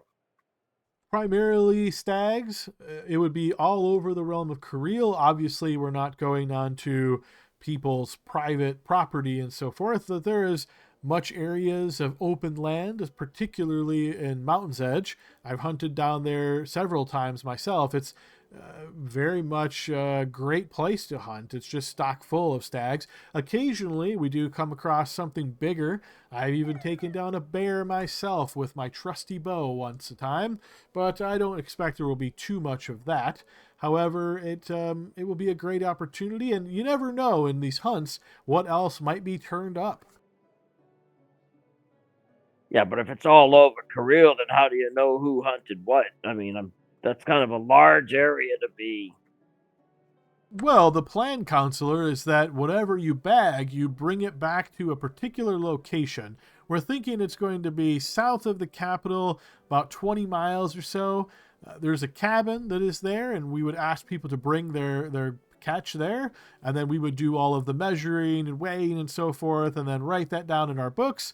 And then whoever has the largest beast that they have been able to bring down, the one that weighs the most, that is the one that we would award the top prize to. Do you gut the beast to make sure it wasn't stuffed with rocks and things? I've just never been on one of these hunts before. Eventually, yes, but first we examine it. If there is any kind of trickery, of course, there would be signs of that, and we will investigate closely. I mean, generally, the people here are not as tricky as you might think, but yeah, if there's any signs of, stabbing, slicing, and stitching back up, then we would investigate that much closer. Hey, I don't know if you know, Adam, but there was some fishing competition last year that people stuffed like rocks in the fish and stuff like that. I hadn't heard that, but it doesn't surprise me. Yeah. How much are you Sounds thinking? like a blast. You see, he nods towards you, Serena, and with a smile. Yes, indeed, it will be. As far as how much we are seeking, based on everything that we have plotted out, we're looking for a gold bar in expenses. Wow. Well, of course, Just Counselor, for that covers all of the administration of this, the checking, the documenting, the making sure all of this is accurate. This also, occasionally we get people that come to us and they're not quite good at what they do, so we try to give them a few tips and tricks. We might point them in good places to go. Occasionally, we've even had to, shore up some people's archery skills just a bit. So we are a small group, but once you do all of that and you bring everybody together, then the prize, of course, that's where the majority of this money's going to, because we've got to give people an incentive to really do this. I got a question. What do you do with all the meat? Do the hunters, do they get to keep what they kill, or does it go to the people? Well, usually in the past, it's been a bit of a mixed bag in that regard. But what I was thinking is that they would turn it over and then they would get their prize, obviously. But everything that isn't a prize winner, that we could perhaps use some of those funds to give the hunters a very small amount to take that kill from them. And then we could process both the meat and the skin and the furs and, use those as needed to try to recoup some of the costs. Speaking of cost, two questions here. How many participants are you anticipating, and what is their entry fee to join this tournament? Oh, I don't know how many people will actually partake in this, and we hadn't considered an entry fee. That usually would turn people away. Many of the people in the past that have partaken in this are very poor individuals. They don't really have much in the way of coin, but something like this really brings them out because, of course, the opportunity to win a large prize that galvanizes so many hunters. And of course, you might want to be speaking with some of these people yourselves if we get this up and running, because they might be great archers that you could look to hire yourself, great rangers that know the land well. I mean, it brings a lot of people with a lot of skills all into one spot. You might be able to make use of that yourself, counselors. Yeah, Blade Walker. Now we're tickling. So you seem like a very smart businessman here, but we give up a gold bar. I mean, I'm all for charity and making people have a fun time in Korea, but we still have black and red books we need to take care of. And if there's a benefit, then it's definitely worth weighing in our consideration of funding the entire event. And, I'm thinking that maybe if some of the meat went to the people and things, that may, for those, like you said, a lot of people are poor, right? So I think if we were able to give like meat out to different organizations, maybe we'll have some value there to bring up the spirits of the people. That's a good idea, counselor. That actually makes me think of a different idea. Well, not totally different, but maybe instead of having just one champion, we could do this province, one champion per province, spend a little bit of time in each province, and then that way the kills that are brought in, we can have that meat cooked up in the villages or the cities closest by, and have free meat meals for the folks. We'll try to keep the costs as low as we can. Everything, again, like you said, red and black has to be done in the books and so forth. So we won't go too extravagant, but that might be a great treat for the people, and also allows us to really celebrate our winners. And that's what stories are made of, right? And that's what people look forward to then year around is, man, you remember last year when so-and-so won? That wasn't that great? And the great stag that he brought. And it's a good way to build camaraderie.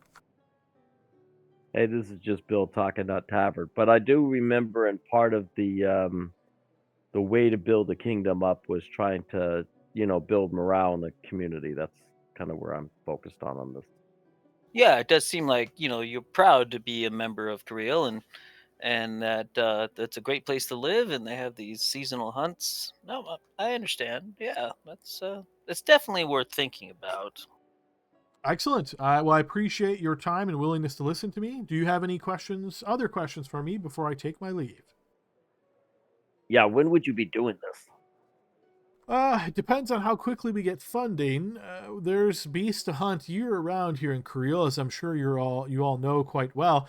Doing it in the wintertime would certainly make things a bit more challenging, slower going, the trek is much harder.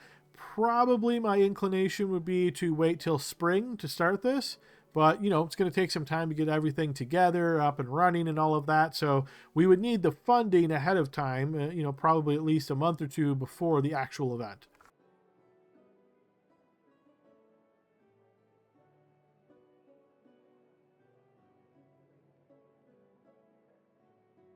Do you have any concerns about the amount of fauna available when you're doing the hunt? Definitely not in camp. Mountain's Edge, Counselor. That place is just chock full of animals of all kinds. I mean, people could go there and kill hundreds of them, and I don't think that would make much of a dent. I can understand why you might be concerned in the other two provinces. What I can say is that there are many animals in those provinces. They're just harder to find. You have to be a better hunter to get to them. So I don't think it will have any massive impact, because quite simply the skill needed to find the great beasts in those areas is not going to be easily found.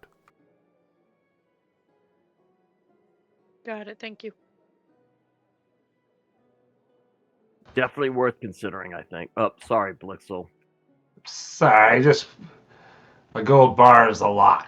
You have to understand. Budget's tight. What's the lowest you could do it for? This is for the people. Well, I guess what I would say, Counselor, is that I think that is the lowest that we could do it for. Again, this is myself and a couple of my friends who are organizing this, people that I've made acquaintances with myself as being a hunter in these lands. I don't, this is an opportunity for us to take part and show off our skills, but, these are men that have jobs as well, so they have to be compensated for their time and involvement. I think the gold bar is as lowest as we could go. It's a lot to think about. Yeah, we could help encourage the well-organized militia in the area where self-defense and self-awareness and get to know each other in the province. The gold bars a lot, would definitely have to consider it. I appreciate your time and consideration. If there's no other questions, I will take my leave and leave you to it. Excellent. You see he gives you a nod, and then you see he looks back towards the gallery for a moment, and then makes his way out of the throne room.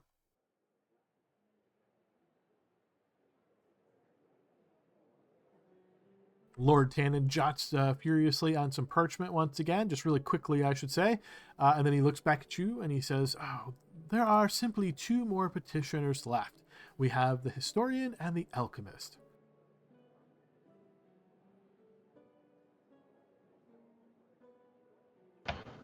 Well, should we figure out what we're all thinking about that last guy first, just so we know where we're standing? Well, let's kind of hear the yeah. Should we go through all of them? Yeah, let's go through all of them. So, Yeah. And I vote for the historian because Celine's falling asleep. Okay, excellent. I shall send for the historian. Okay, much as same as before, you notice the trumpet, and there's a little bit of a rigmarole. And then stepping through the doorway is a younger woman, perhaps in her late 20s or early 30s. She is dressed very fancy, and you see she steps through the doorway, has I wouldn't say stern, but you could say very almost like professorial kind of look on her face, and she is holding a ledger of sorts as she enters and steps through the area, and she gives a smile. Did I already say the name, Celine, or are you guessing? Oh, you saw it on the handout. Okay, I was going to say, her name is Velma. So as she approaches, she looks at you all, and she says, Greetings, counselors. I am Velma McKinnon, historian. I am sure that you have been briefed on me and what it is that I am here for, at least to some extent. But allow me to just give you the 20-second sell or pitch. I am a historian. I was born in Diemed, and I learned and studied there, was educated in some of the highest echelons of the area. Got some really great knowledge there, but more importantly, I learned a very valuable skill, and that is to say, I learned how to learn what I need to know. Meaning that when I need to know something, I know where to look, I know where to find things. I've been able to uncover knowledges that have been thought to be lost for many, many years. Things that nobody thought could be uncovered or nobody knew anymore, I've been able to track them down. I've been called a book rat by some of my peers. I will say that my fingers are almost always covered in smudges of ink. I can find anything if it's been written down somewhere at some time, though. And I would like to offer my services to you all in a way of knowledge is power, as I said, and think about all of the things that you would like to know that you don't currently know, but you could know if you hired me.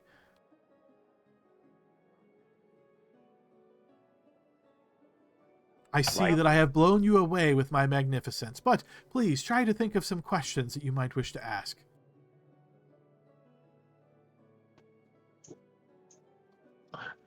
Who's the High Mage Ailey's? Who is the eyeless one?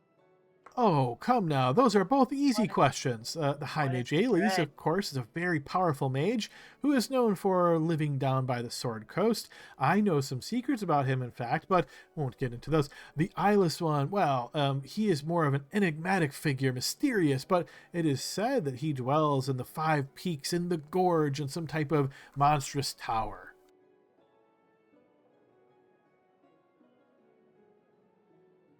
She's quick! What do you know about the Dread? The Dread. Oh, that is interesting. Are you just trying to make up something and see if maybe I'll pretend like I know? Well, I won't. I've not heard of that, so I don't think it's anything too important. Oh. If you haven't heard of it, it's not too important. Saline steps on Blixel's foot. Well, I have read many books and tomes. I've never heard of something called the Dread like that in such specific intonation, but people use different terms to mean different things. So if you're referring to a war or an event or an item that somebody at some point in time called the Dread, that comes and goes, but that name itself doesn't immediately bring to mind things. I call Tavern's fiance the Dread. And you see she kind of does a little smile and chuckle when she covers her mouth. Oh, my. So, Miss McKinnon, I appreciate you coming and offering your services. Are you a local? Do you live in the city? Oh, no, counselor, as I mentioned earlier, and I do apologize, but you'll have to listen to what I say because it's very precise and very important. I was born in Diemed, and that is where I was educated. So, yeah, and you still live there. So what prompted you to... No, of course not. Diemed is many hundreds of miles from here. Of course I don't still live there. Oh, no. So you live here? Yes, I currently have residence here in Cariele. Oh, good. What prompted Why did you come here? Yeah, exactly. I'm sorry. No, you're picking up what I'm putting down. Well, I'll enjoy absorbing all of the information that I can from everywhere. So, of course, one of my first destinations was the Imperial City of Enweir, and I spent quite a bit of time there. But if I might say so, I found that the individuals there had a bit of a, uppity kind of attitude, and they expected everybody to know everything, and when they didn't, they were very condescending to them. And I always swore that I would never be like that. I would never be condescending to others, and, well, the frontier seems like much more of a practical kind of area, so it seems like more my kind of people here. And, of course, there's secrets to learn everywhere, and there's many to learn here, I am sure. Who else have you worked for? Who else has hired you? Most recently, I did a stint down in Moriad, in fact. I worked there for some time, about 6 weeks or so, but I was able to discover some of the information that they were most interested in quickly, and so my tenure there ended. I've been traveling overly north for the past, say, 7 years. It's been very slow going because as I go to capital cities here in Anweer, usually my services are needed. So I find myself, as long as I'm interested and curious about what I can learn, I find myself spending time there. In fact, days, weeks, and months seem to just pass by like nothing until I find the answers that I'm looking for, and then immediately in my mind I think, I've learned everything I need to here. It's time to move on. So you gain knowledge of what other kingdoms are interested in. Well, to be quite honest, counselor, I would never consider myself to be someone that parades and secrets and things, not domain secrets or troop movements. That's not my skill set. Generally, though, what I do is I learn things, historical things, heraldic things. I've answered questions about lost artifacts. I've answered questions about individuals and where their lineage went from and to. I'm very much versed on bloodlines and the intermixing of the various different families, and I could tell you some quite theories on what produces the most powerful scions based on the pairings. I've done many different kind of studies of the academic nature, but no, I haven't spent much time in castles working alongside rulers. That's not really what I do. I get employed by them, and then I go to the libraries, answer the questions, and bring it back to them. What if we showed you a ring with various markings on it? Would you be able to figure out what they meant? If the answer to those markings is written in a book anywhere, then yes, I could. If it is something that has just been created by somebody and has never been written down, then no. But I would certainly spend quite a bit of time turning over every leaf, every book, dusting off every jacket of information until I find the answer, if there is one to be found. So you like it here? Is this where you want to settle down? You seem like you move around a lot. If we let's just hypothetically say, if we put you on retainer, would you be happy living here for a certain amount of years? Years. Wow, if I could find myself employed for years, that would be quite interesting. But I will say that in the past, I have found that those who employ me, they've run out of questions to ask me. I'm just that good. I answer their questions, and then they have nothing less to ask, so I move on. So if you had burning questions, then yes, I'd be more than happy to spend as much time here as necessary. Though I have heard the people talking about how dreadful the winters can be here, so my answer might change once I go through a winter. Oh yeah, no, it's getting there. What are you offering for the compensation for your efforts? Well, it really depends on the type of research that you're going to ask me to do, but I can tell you some sort of standard fees. Previously, when I was being asked to work very, very hard, sort of a full-time job, you might say, on a specific question, I have charged anywhere between half a gold bar to 2 gold bars per season on that kind of work. Sometimes it's more if it's on a very short-term kind of request or in a very expedited request. I have been known to roll my sleeves up and pull all-nighters hitting the books to get the answer very quickly if necessary, but of course that kind of it comes with an expedited cost as well.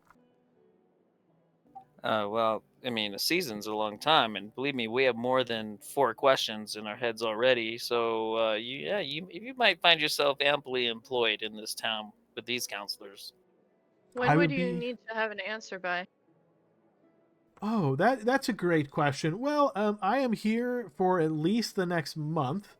I can't say beyond that. If you were to hire me before 30 days or so, then I'm here. I'm yours at your disposal. If I didn't hear from that, I might still be around.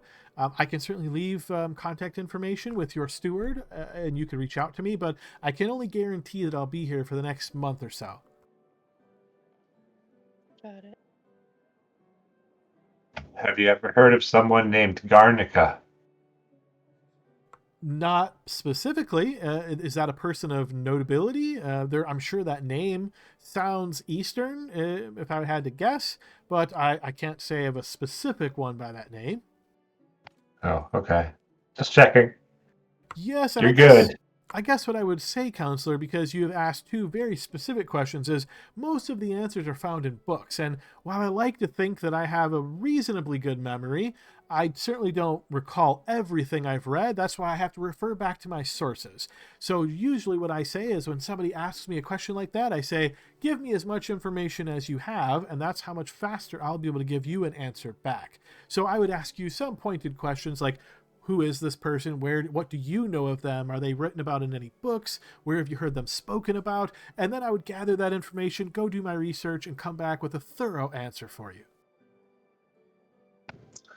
Yeah, like in the middle of that, Blixel had the 1,000-mile stare as he just sort of zones out. And he snaps back to. He's like, "All right, sounds good. Get that going for you." You notice she smiles very slightly. Well, I will thank you all for your very impressive and pointed questions, and I believe you have all the details you need, but if you don't, you can certainly ask your stewards to fetch me. Be happy to return, but until then, I shall take my leave and allow you to continue on with the work that you're doing here for Cariele. And with that, you see she smiles, gives you a nod, and makes her way out. All right, we're a little bit over halfway our session, and we only have one petitioner left. Would you guys like to finish the last petitioner and then take break, or take break now? Yeah, we'll finish, I think. Yep, that sounds good. Works for me. All right, excellent. So with only one person left, Lord Tannen, of course, is going to request that she enter.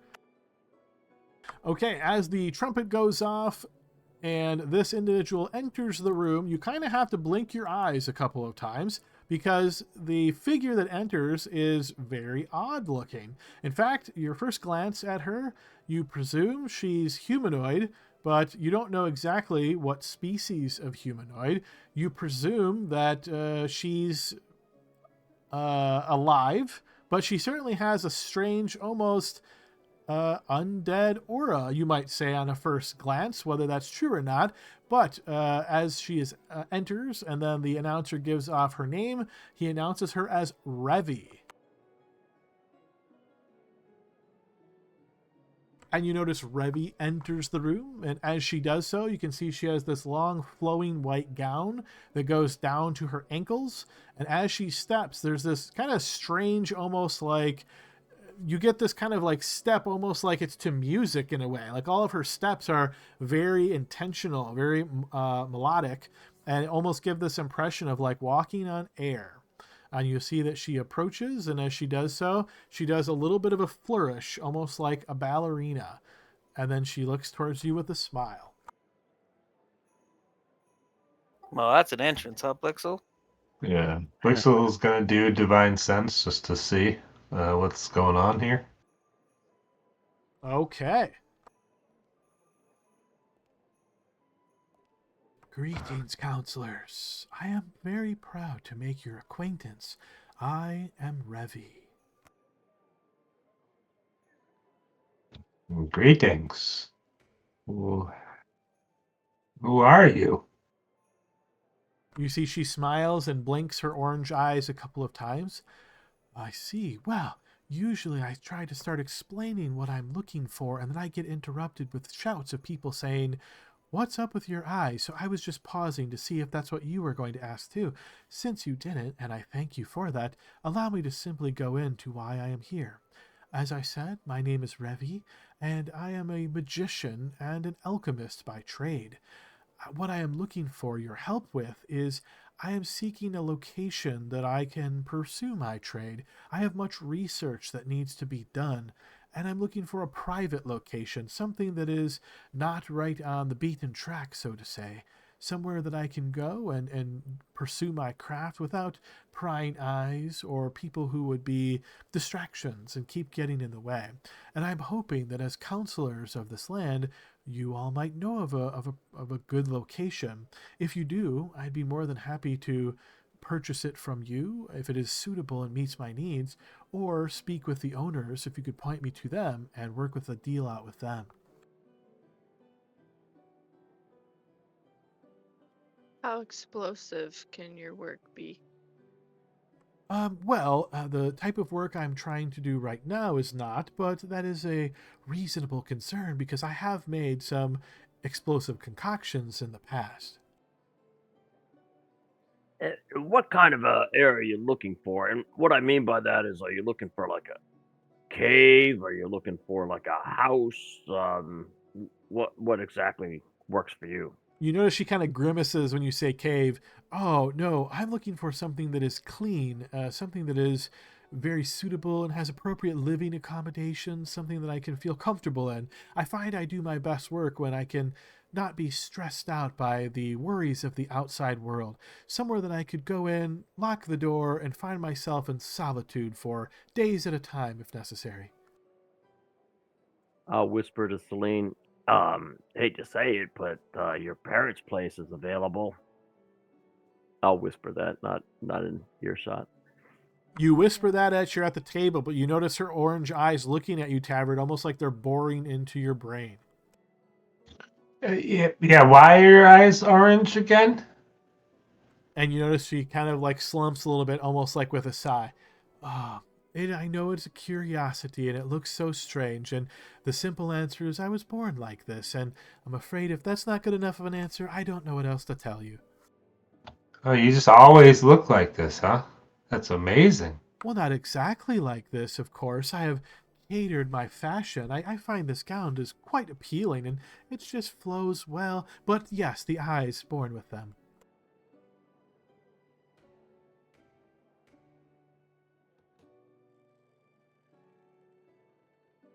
Well, I mean, you're very striking. I must get old, but you should understand our reaction. I've never seen anyone with such striking eyes as yours. Please forgive us if we're making you uncomfortable. I will take striking over being frightened anytime, so it is fine. I understand it is unusual. I don't mind, but you haven't run away or screamed or shouted religious epithets, so I would say, so far, this is quite a joyous occasion. And what kind of work do you do? I mean, there's all kind of different studies out there. Well, as I said, I'm a magician and alchemist. My current line of work is a bit of a blend of the two. I am trying to use sorcery to enhance certain alchemical concoctions and see what I can do to press the upper limits of alchemy. Most magicians or spellcasters, they don't spend too much time with alchemy because they consider it to be sort of a practice that is for non-spellcasters that allows them to just barely briefly touch upon the powers of magic, but I believe there is something else there. I believe that by mixing the two, we could create things much more potent than we've seen in the land for some time. Yeah, Revi. So we're in a business situation here, and I guess, what would be in it for us if we help you find your little warehouse to do your experiments in? You notice she smiles a little bit and she says, well, as I said, I'm willing to purchase the location, so depending on who owns it, I suppose you could capture maybe a finder's fee of some kind from them. Other than that, I consider myself to be a reasonably friendly person, so if it is somewhere close by and you have need of speaking to me and my expertise, I might be able to carve out an hour or two here or there to speak with you. Oh, I thought, hey, Blixel, I thought there were realtors, and there's no realtors in this area. I'm sorry. Excuse me, Blixel. There are no realtors here. I don't think so. That's why, I'm happy to help you, but unless it's like in the castle, I don't know of any place you could go. Well, there was where we found Stinky first, but that's not good because it's a cave. But I don't know if Celine's area Yeah, is available. that cave's got some history. Yeah. You notice she So you glances between you all as you're speaking, and she says, "Oh no, no caves. Caves, just no." But Celine, who is Celine, and what is her area? We all look at Celine. Jordan, yeah, okay. I know of a place, but it's not mine to sell, if that's what you're suggesting. That's what I was thinking, Serena. I thought we were gonna have the dwarves live there while they're. Oh, that's right. There's plenty of room in the castle, but I wouldn't want any explosions. No. No, the castle would not suit me at all. As I said, I need somewhere private. I need some place that I won't be disturbed constantly. If there are visitors, I hope that they shall be few and far between and well announced in the future. No, but well, what brings you? What brings you here? Searching for this anywhere in Cariele or in the city? Please specify a little bit. Well, this is the frontier, right? There's far more open areas and space up here. The south is just a bit too cluttered. People, buildings, armies. There's way too much attention and eyes, and they don't all take well to me. As you mentioned yourself, you look at me, some people immediately, they think things. So I'm hoping if I can be somewhere secluded and out of the way and nobody bothers me, it seems like this land would be quite, maybe have a plenty of those types of locations. I certainly don't want to go west and have to deal with the goblins. Five Peaks, oh, it's just so chaotic there. This seems like the good mix of seldomly populated area, but still protected enough that I don't have to worry about being attacked all of the time. Okay, Sure. right there, Adam. I'm gonna see if she's lying to me. Okay, sure, yeah, blind check. You don't get any strong read one way or the other, Gordon. This is a good place, and we mean to keep it this way. So, I get where you're coming from. People treat me funny too, but they're all good here, and we'll find you someplace. I think. You Don't see, you she guys- gives you like a perched lip smile. Oh, that would be wonderful. Yeah, I think But- if you find a place, it'd be nice, you know. If you find anything that can really benefit the people of this region, please share it with us. You know what I mean? My type of research and study is not something that's going to have applications to the general public, so I don't think there will be any of that, Counselor. Well, if it'll help us, like, kill monsters too, we'll take that as well. Yeah, you see she smiles. Oh, I may have something right up that alley.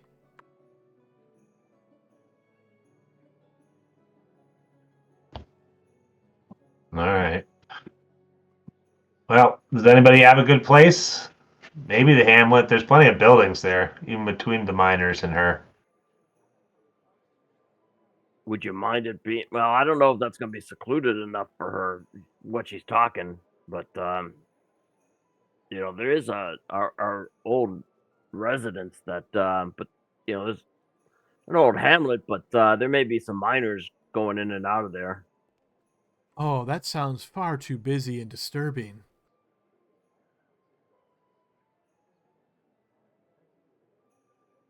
Nonetheless, I shall allow you to think on it, and if it's something that you have in mind and be very interested in hearing, and if not, if you know somebody else that you could point me to who might be able to help, I would very much appreciate it.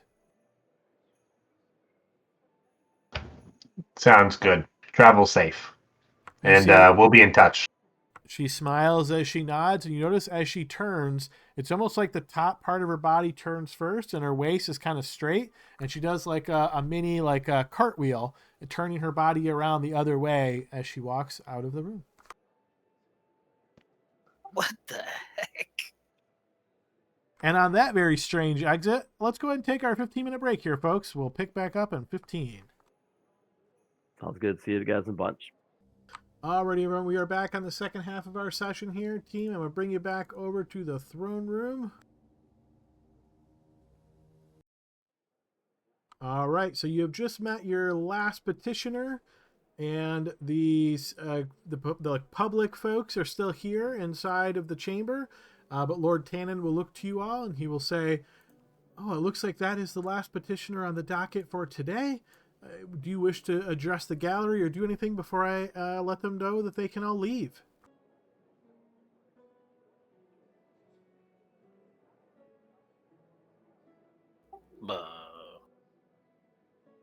I've got nothing.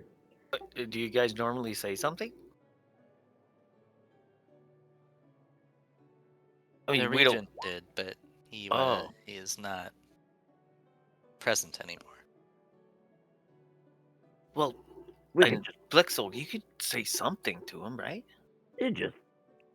you could thank them for attending today and that kind of thing, I guess. Yeah. Blixel, go ahead. Thank you everybody for coming out. I think we got some really interesting prospects to pursue. So appreciate you all being witness to how we do things the right way here. And you notice Lord Tannen stands and he starts doing a slow clap, and you notice the gallery then a little bit of a clap breaks out as well, and then Lord Tannen heads over that way and asks everybody to start making their way out. And sure enough, you can see the gallery starts filtering out slowly. You hear a lot of chatter. You can hear a bit of comments as people are walking by. Most of it's pretty, mundane kind of stuff, but you certainly hear somebody comment on Revy's appearance, how unusual it was, and somebody else mentions that, just like in passing, I didn't know this is what the counselors looked like. That's interesting. And then you kind of other random chatter as the rest of them are escorted out. And then the doors are finally closed, and it's just you and Lord Tannen, and then a couple of guards at the door. Lord Tannen returns to the table with you all, and he says, "Okay, great. So that was them. What are your thoughts?" Okay, first off, have you ever had this hunting tournament in your memory? You're directing this question to Lord Tannen? Yeah. Oh no, nothing specific like this. It would be done over and over again. I'm sure at the local level there's been hunts held, but nothing where somebody requested like a whole domain wide hunting tournament. No. Huh.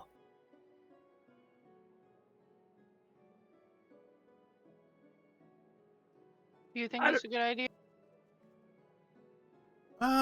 Well, I guess what I would say is that it certainly was interesting, and I would estimate there's maybe a small chance that this could improve the loyalty of the citizens, and maybe there would be a little bit of extra coin brought in if travelers from other areas came to participate. But I think the most likely outcome is we'd spend this money and there'd be no significant benefit to us. That's my feeling as well. We're not exactly flush with coin. Maybe the guild would like to sponsor. Like the Lions Club, the Boys and Girls Club of Cariele. There's got to be some third party out there that would, The guild that's cutting down all our trees. Oh, that guild. I'm not familiar with them. No? They're a big mover and shaker around here. You better get familiar. Well, I've just been, doing my duties. Yeah, I guess I am kind of cut off from the world.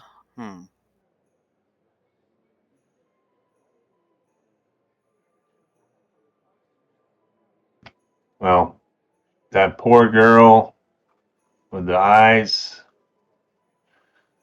I think we ought to help her. What do Wait, you we guys don't want to think? skip around. Okay, sorry. Well, I guess I started in the second one. Oh, was I? No, first was Rolf. Yeah. Celine and Tavard, what do you think? Regarding the wedding? Oh, I forgot about the wedding. Yeah, I thought that was just a no-brainer. Which one are we talking? Go and party. About? I'm sorry. We'll go in order. We'll go with Rolf. And I'm assuming that's the yes. wedding. Yes, that's the invitation to the glorious wedding in Thosone. I think we would be foolish to refuse.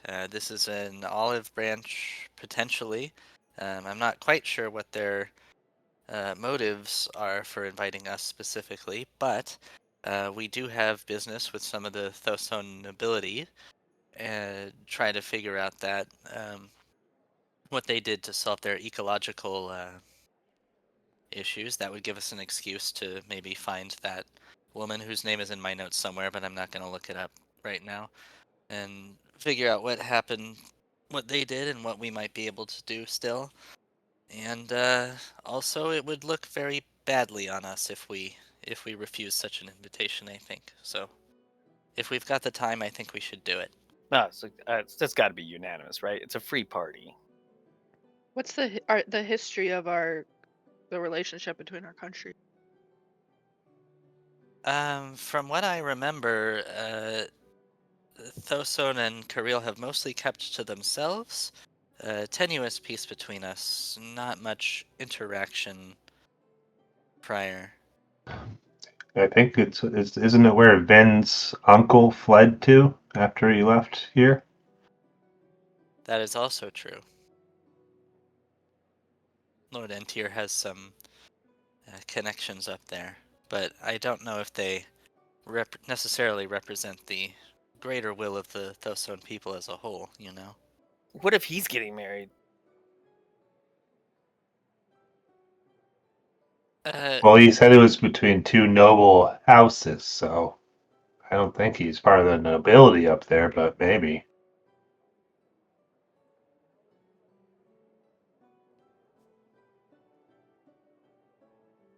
I say it's a party. I'm in.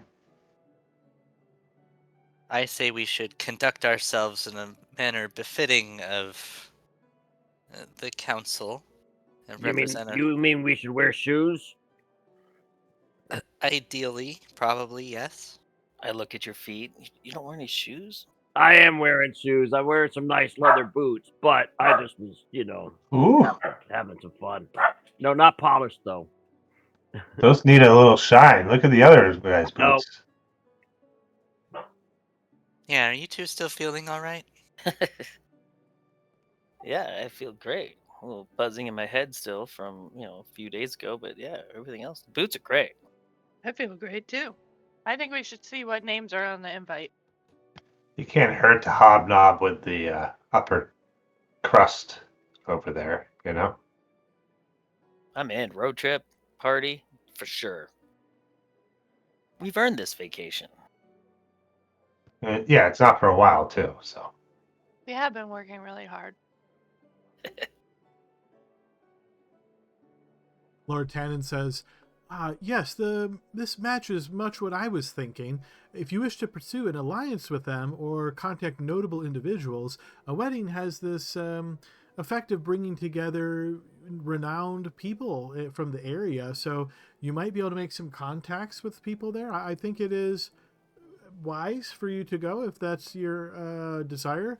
I tried to run some quick numbers in my head, and I just wanted to dispel the rumor of free, because while they mentioned that food and drink and so forth, that would be free, I would estimate this would be a cost to the treasury of perhaps 2 gold bars, and that would cover attire. You're going to have to all get very appropriate clothing made by some of the most masterful tailors here that we have to offer. That would be expected of you. And then, of course, a wedding gift.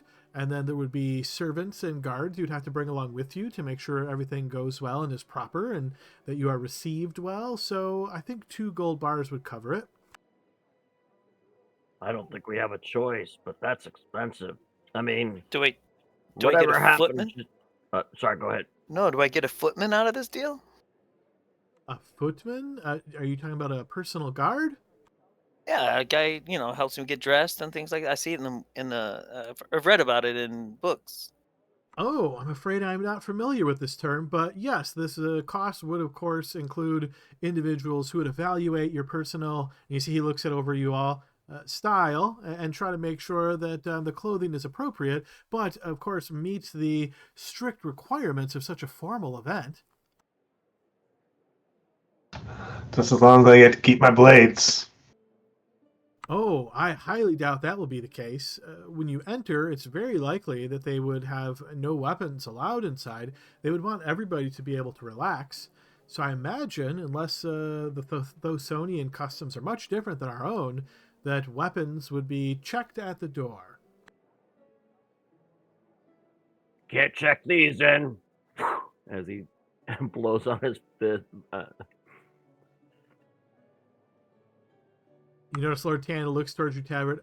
Yes, I suppose that's true, but I would strongly advise, much like Councillor Saline just said, if you choose to go, you will be representing Cariele, and, well, you'll want to be great ambassadors for our nation and then just act most appropriate. Oh, of course, appropriate is like one of my third or fourth names. You notice he looks at you a little bit closer. Yes. He means aliases. All right. We are happy to be, well, at least I'm happy to attend this party and make some new friends. Should we make sure Melina doesn't want to go? I will certainly check with her, but this has already routed through her before it come to you. I believe she was not planning on attending, but I will certainly confirm with her. Oh, do we need to bring a gift? You will, but as I said, that 2 gold bars will cover the gift, and we have the people here on staff that can certainly do some research about the families that are getting married and then purchase an appropriate gift that is representative of good quality and has some kind of association with the families.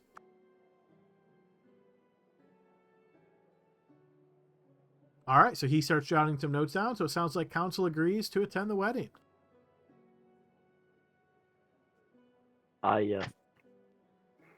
Yes, for me. Fine. All right, so I've got that one jotted down. The next one on the list, if you guys are going in order, you saw him for yes, him first, and then the next one you asked for was the hunter, Hadrian. I want to support him, to be honest with you, but I don't see it being something that we should be involved in right now. I'm inclined to agree with the general assessment. I liked Tavard's idea of feeding the people, but especially if we're spending 4,000 gold on a wedding, I don't. Our coffers are a little bit thin right now. I think this might have to wait, at least until our enterprise starts paying dividends. We could ask him to come back next year and repetition too.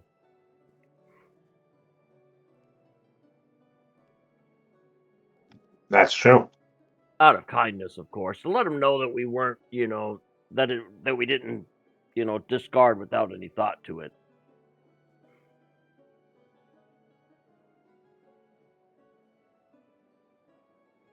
All right, hearing no other topic conversation there, that's what I'm jotting down. You're not going to support, but let the petitioner know he could come back in the future.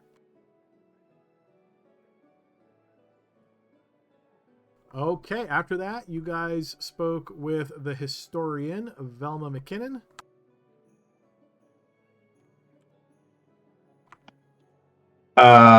Seems really useful. She seems like she'll be able to find stuff that we don't know about yet. No offense, Celine.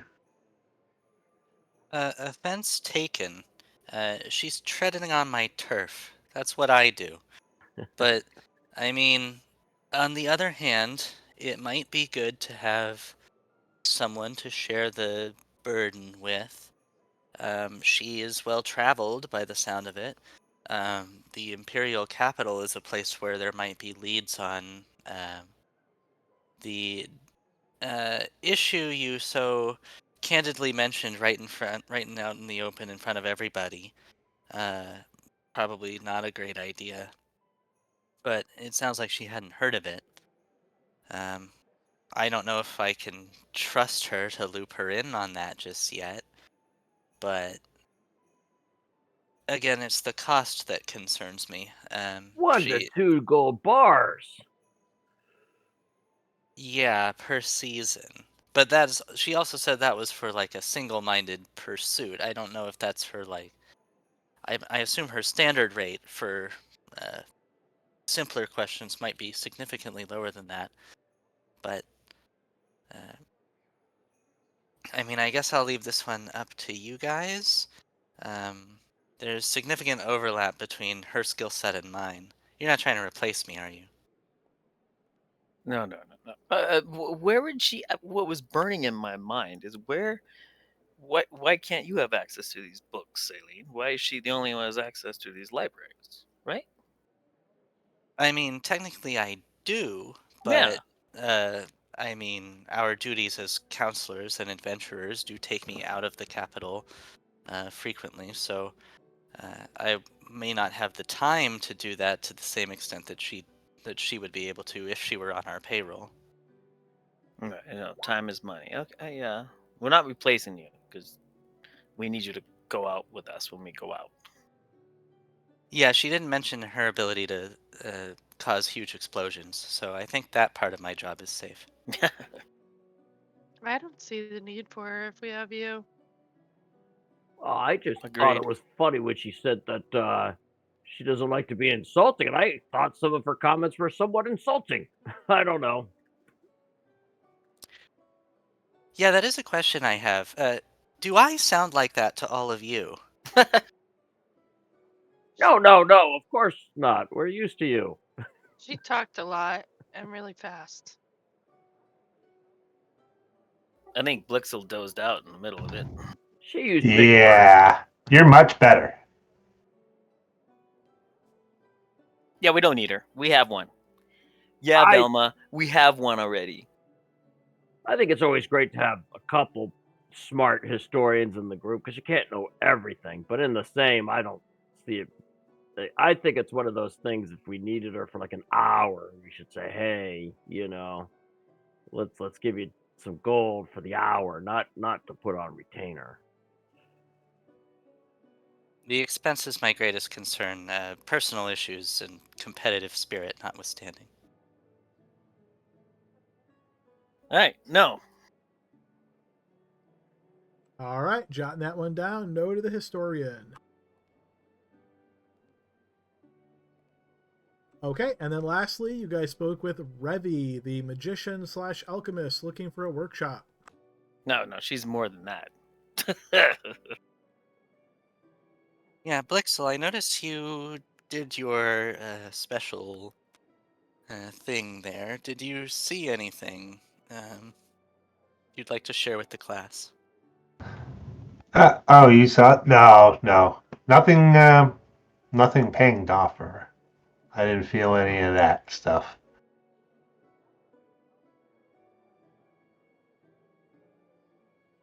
But did she like contort?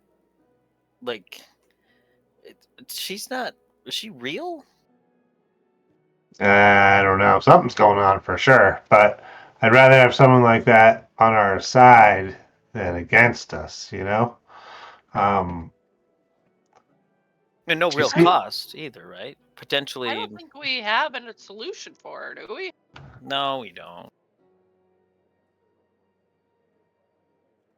you I don't mean, know of any remote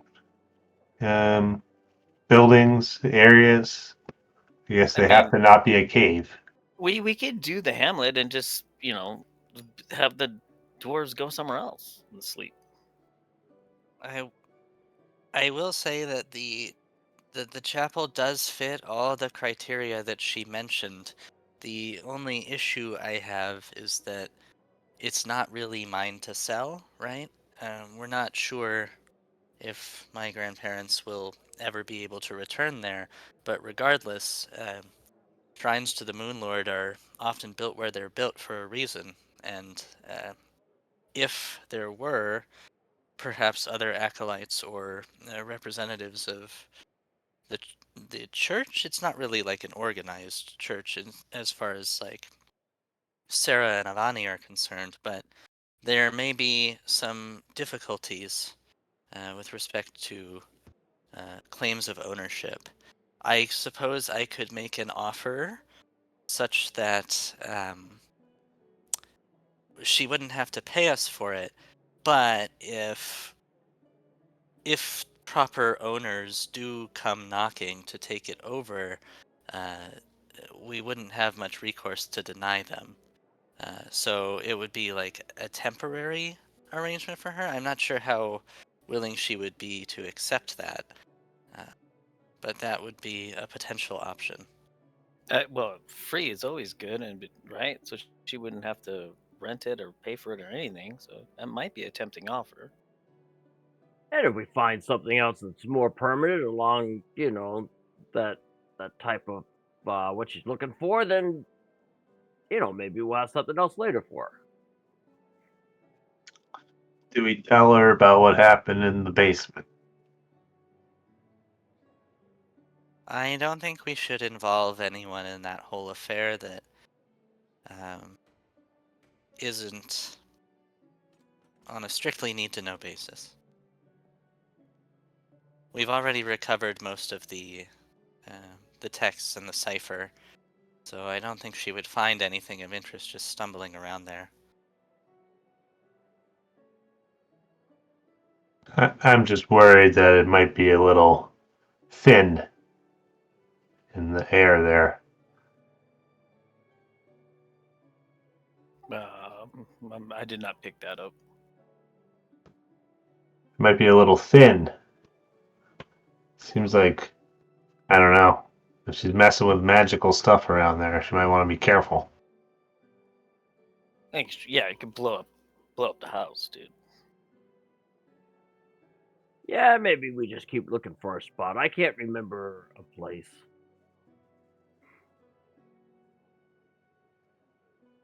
Maybe Tanner? What's his name? Lord Tannen. Tanner could do a little research and see if there's any places that would help her out.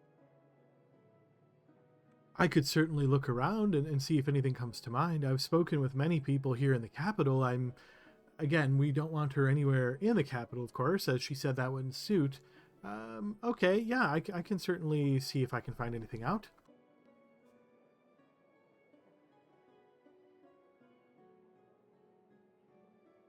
Too bad. We can't help her out. And make sure to tell the hunter he should hit up the guild. Their budget isn't tight.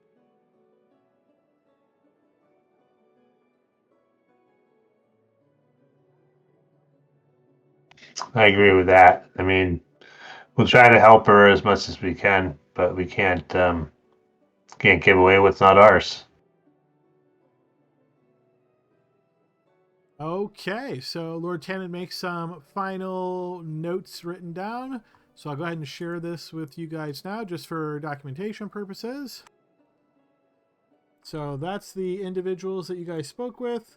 You'll notice Lord Tannen's take in the middle there. Essentially what you asked. If you didn't ask, there's a little bit of information there. And then what your decision was. So that will be over on the handout section that you guys can refer back to as needed. Okay, with that complete, let's see. So we are on the session of council, and this is when you would also be taking your domain action. So it's been a while since we've done one of these. Do you guys have any thoughts on what domain action you would like to take?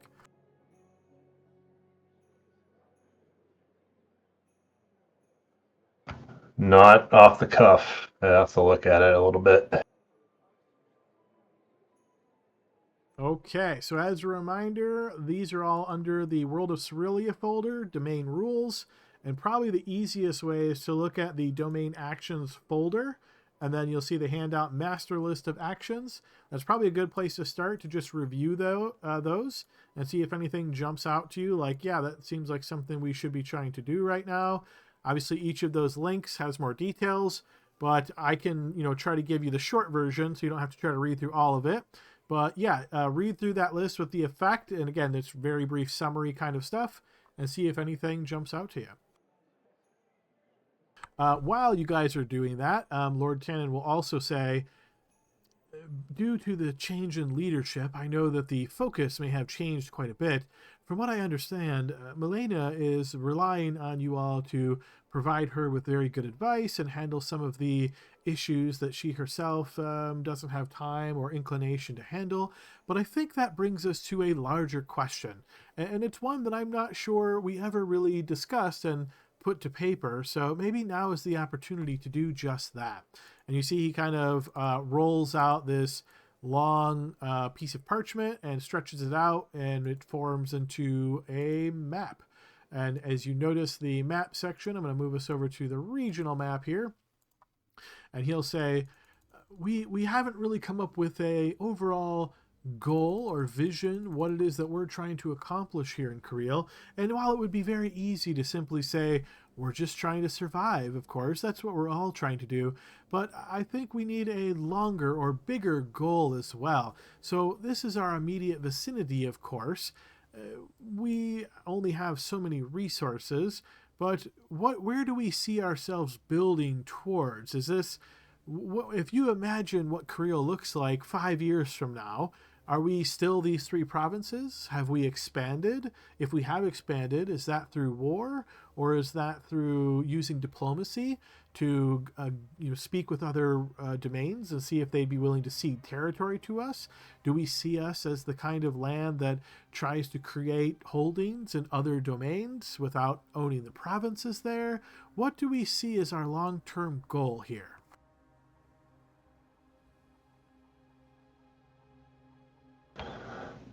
I'd say just fortifying up our lands and making our people's lives more healthy and free of fear. All right, you notice him nodding. Okay, so sounds like we would be, if we're all in agreement with that, we adopting a defensive position. So we see ourselves as growing or being like an aggressor and attacking our neighbors, which that's obviously good news for our neighbors. But we will want to have enough forces for defense, of course, but we probably won't need to go overkill then on troops and so forth. Rest of the counselors, are you in line with Counselor Blixel here? I have no interest in waging aggressive war. While there are certainly merits, I suppose, from a dispassionate point of view, I would prefer not to subject our people to the horrors that may come to our borders. Of course, they may come anyway, in which case we will need to be ready to protect and defend them. But picking fights seems unwise, given our current situation. Yeah, but yes, currently, but that's a good question. 5 years from now, like, do you think it would take that long just to fortify our books and just secure our own borders, or is there any ideas of expansion? I don't see one in 5 years. Obviously, as if someone's attacking us, then maybe we can make a play, but we'd still have to build up our armies either way. I think that should be a priority in my mind. This is Bill talking. I don't remember all the places that actually border as far as who they are and who our allies are. And would you like a brief rundown of that, just to get? Yeah, that may help a little bit, because I remember, obviously when we looked at some of it, we had some, obviously there were some elves, but there was also some orcs and things like that, as a unfortunate neighbor as well. So yeah, no, that's a great question. And again, this was discussed so long ago, so it's probably like totally out of your minds at this point. So yeah, let's do a brief review of all of these. So obviously you guys are here in Cariele. As far as your direct neighbors, Twerhyville is elves. So everything here in this border is the elves. Thosone is the furthest north Anwirian domain. So this is the nation that just asked you to attend a wedding in their capital of Sunderland. You guys haven't had fights with either of these nations. What you know of them is that the ruler of Thosone and the ruler of Twerhyville are half siblings. So here's a full elf male ruler, and then this is a half elf female ruler, and they are related by blood, so they generally get along pretty well. Thurazor is goblins, and obviously the goblins have attacked you already once. They, sent that letter from their king basically saying it was a rogue general. You guys decide how much of that you believe. They put troops into your province here of Melivienne. You guys rebuff them. They didn't put any more troops towards you. To your southwest, you have the Five Peaks. While this looks like one domain, you can kind of think of this as being each province as its own kingdom, because the Five Peaks is very chaotic and it's not really ruled by one ruler. Each province basically has its own chieftain. There's a lot of turnover there. It's a mix of both humanoids, or humans, like barbaric humans, as well as Orogs. There's gnolls there. Also some other humanoids, Orogs certainly. A pretty big mix around the provinces. And also, if the rumors can be believed, the home of the Eyeless One, a powerful mage who I believe his tower is rumored to be in the Gorge. And then the south of you is Moriad. This is your current ally, ruled by the Moor, and considered to be one of the more stable and strong powers in the region, you could say. A really stalwart kind of ally. And then you've got Markazor here, which is Goblin Kingdom, which essentially is a puppet kingdom of the Gorgon's crown. So they basically only do what the Gorgon tells them to do. And they are war-like. They certainly fight against their neighbors quite frequently. But luckily for you guys, the Stone Crown Mountains forms a pretty solid barrier. There are little areas of small passage, but for the most part, it stretches pretty far. Over here, you'll notice that it kind of looks like it breaks down, which it kind of does. But as far as passage from the north to the south, there's really only like a narrow passageway. And when I say narrow, I don't mean like, narrow in feet, but you couldn't march like 1,000 men abroad across it. It's a narrow break in the mountain range. So your neighbors that directly could attack you right now if they wanted to would be Twerheville, Thosone, Thurazor, and the Five Peaks. Moriad could, but again, they're your ally, so there shouldn't. So Markazor, you don't have to worry about too much unless that rumored tunnel that goes underground the Stone Crown Mountains, if they somehow located that, then they could come through the mountains and attack you. But right now and historically, that's never happened. So that's a real brief overview. Did that answer most of your questions, Bill? Any others? Yeah, that's good. From a player standpoint, I don't think we're in a position really I think we're in a, I don't want to say defensive posture, I think is not how I'm thinking of it, but we do need to grow, right? But grow from within, not necessarily, land wise, but wealth wise, and just be ready, especially since we're in the sandwich of, two potentially hostile. We're right in the middle of those. Okay, yeah, good thoughts there. So the concept of growing from within, of course, your domain actions, you can try to do stuff like that to help you grow. In particular, when you say grow, I'm going to take us back to the other map just 'cause it's a little bit easier to read. When you say grow, grow can mean different things. As a reminder, this first number represents how civilized and how big the economy is in the province. So both of these provinces are 5s. Mountain's Edge is a 3. If you want, you can increase the first number. It's expensive, both in terms of gold bars and regency, but it then makes you produce more gold bars and regency moving forward.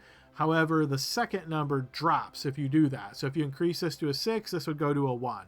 The second number, as a reminder, is the potential for magic there. It's arcane magic. It's a source value. So if you guys are worried about that at all, you might not want to do that. If you're not really too worried about it, you could certainly, aim to grow that way. Other, ways of growth would be like you said, internal. So you could look to create holdings inside your own lands. Most of the holdings, however, are already claimed, both by the guild as far as guild holdings, and then by the Northern Reformed Church as far as temple holdings. So I'm just doing a double check. You technically could make sources and build those up in your lands if you wanted to. Right now, nobody actually has any sources higher than a 0 in your lands. So that's an opportunity. That doesn't produce money for you, but it would allow you to, if you have the knowledge of realm spells, actually cast realm spells there. And then, yeah, all the law holdings are taken up between you guys and the guild. So really, when you talk about internal growth, you would need to increase this first number in one of your provinces to open up more expansion and then slots for more holdings. When were talking about possibly invading a nearby area, what area were we talking about previously? So you guys talked about creating a holding in Punal, which your idea was to sort of build up a holding there, like a guild holding, I think it was. Try to rule that, get it to a higher value, and then actually start producing, money from that, which you certainly could try. It's a little bit risky, mainly because if the ruler of Punal, wants to resist you, he can in multiple ways, both like, trying to resist you through using his own money and regency, or he can just straight up attack your holding and do that. So it's a little risky, but the vibe you guys had was that it's too chaotic there for them to really pay attention. So if you did that, you'd probably be successful, at least for a time. You tried that, but failed. So that was one area you were talking about, building up like a holding. I don't think you guys discussed attacking it militarily and then trying to conquer it. It was more just building a holding there. I see.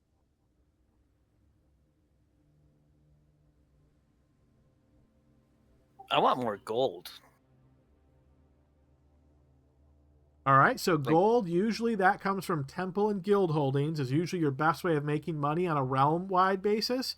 All of those levels are currently taken up inside of Cariele. So in order to do that, you would either have to create guilds in other provinces and then try to rule them up that way and make money exterior to you, or you would have to rule one of your provinces, increase the level, and then that would open up another level of both guild and temple. You could then try to create that level and rule that up.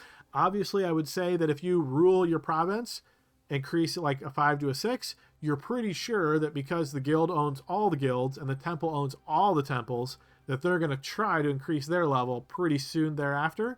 So you would kind of bump heads with them a bit, unless you had some negotiations with them and said, this is what we'd like to do. But you think that would be certainly an uphill battle to get them to agree to not try to resist you.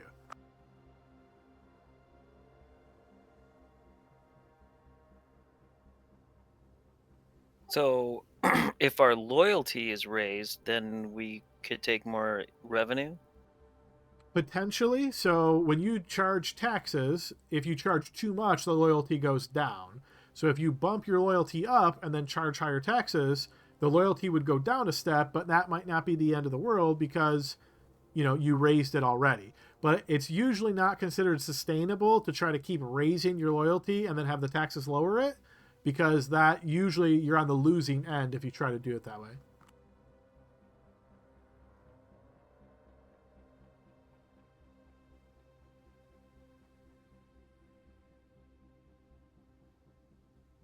Any other thoughts or questions about, again, the reason Lord Tannen's asking this is obviously if you have a 5-year plan, like what you're building towards, that's going to help inform you of what actions you should be taking now. So far I've heard like kind of build up from within. I'm not sure exactly what form that takes yet. I heard build up the armed forces a bit for more protection. Obviously that would cost some money.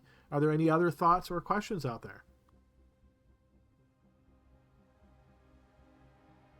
I think also just ensuring our alliances, although it does sound like we're pretty good on a few. But I remember, some stuff obviously from sessions ago, right? Where it was talked like, some of the different domains and what they were doing with each other and things like that. But I don't remember what it was, but my mind is telling me that there was something we were looking at for.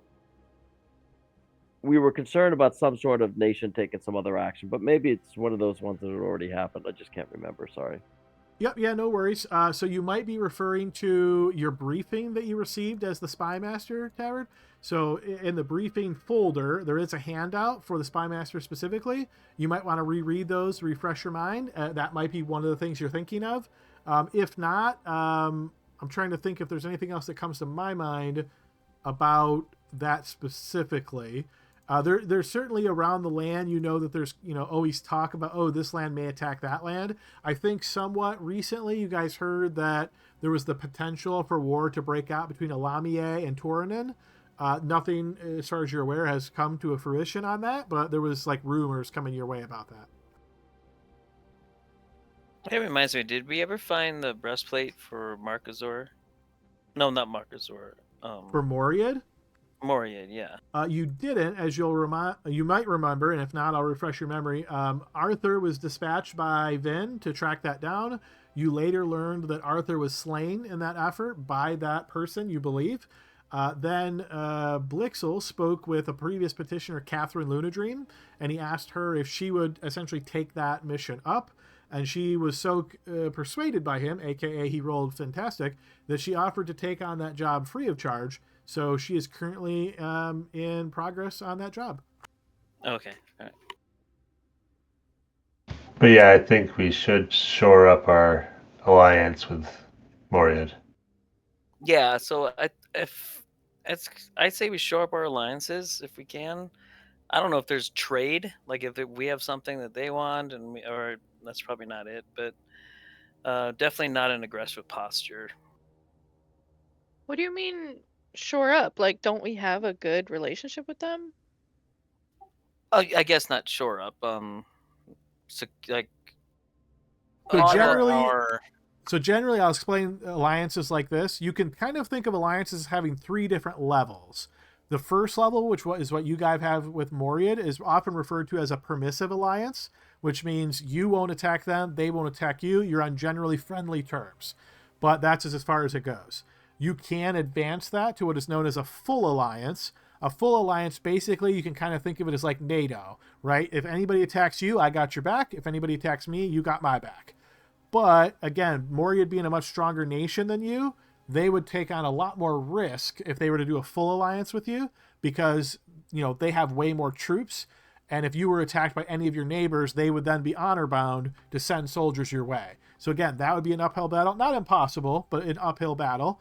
And then the last one is what's known as an oath of fealty, which is not necessarily an alliance per se, but basically one realm agrees to sort of be like a subordinate to the other realm, and then the other realm protects them. They're still a separate realm, but they are in service to that other realm, you could think of it as. So in a way, with Markazor being a puppet of the Gorgon's crown, you can think of Markazor having an oath of fealty to the Gorgon's crown, where they are a separate nation, but they pretty much take their marching orders from the Gorgon. So those are kind of the 3 different levels of an alliance, and right now you guys have permissive with Moriad.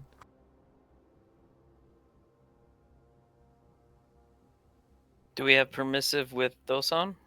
You do not. You do not have an alliance with Thoson at all. You guys' relations are basically just neutral.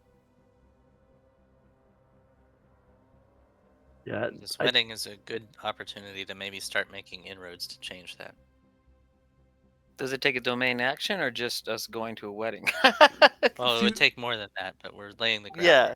To officially forge an alliance, yes, that would require a domain action and a check and a success to forge that alliance. But much like Saline is saying, doing something like going to the wedding and making friends there and perhaps giving a good impression, that certainly could give you advantage on a future diplomacy check. And I just So no diplomacy check until after the wedding. So we won't try anything like that in this session. Seems right. I think our priority must be establishing some manner of cash flow, because almost every action in this list requires some kind of investment, and right now we're kind of hemorrhaging money. Every time we go to do something, it costs us gold bars, or at least a portion of gold bars, and we still haven't received any kind of boost to that. We have established the mining operation, so hopefully that will help contribute. But, I mean, without money we can't do anything, and internally the guild controls basically all the money. So, I mean, establishing a holding in the Five Peaks was a good idea. The dice roll just didn't work out very well. Is there any chance we could potentially try again? Maybe not in the exact same place, but I don't see many other alternatives. We're kind of stuck between a lot of. You could certainly places. try that again if you wished. I'm fine with trying it again.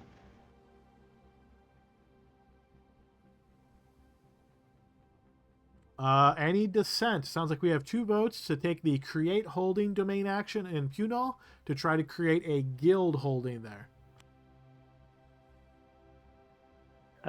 no problems with me. But I did just post in something that may be relevant when we go to the wedding. So. Yep, yeah, that's certainly topical. Serena's first vote would be for increasing forces, but sure, she'll go along with the folding, see how it goes. Okay, so that sounds like rolling this time. That sounds like 3 votes for create holding. So that's your majority there. I'm not hearing any strong pushback. So it's essentially a repeat of your previous domain action 2.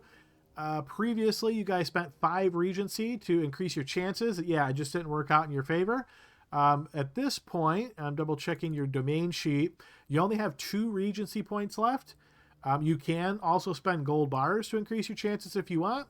The base DC is 10, which means you're rolling a 20-sided die, and you just got to get a 10 or higher. It's going to cost you 1 gold bar to do that. If you wish to spend any gold bars or Regency, it's on a 1-for-1 basis. 1 point gives you the DC is reduced by 1. What are you guys thinking as far as investment?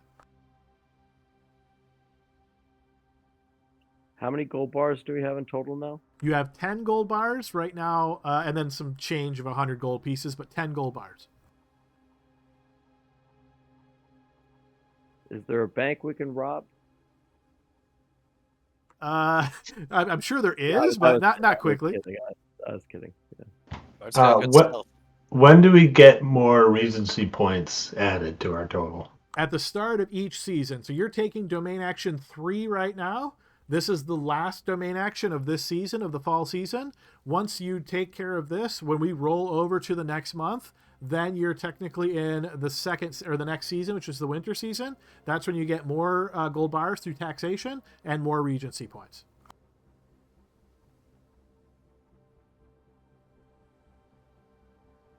And how many did we get last time? I can't remember. So you didn't because you just came in and you inherited the book. So you've never seen how much money's coming in.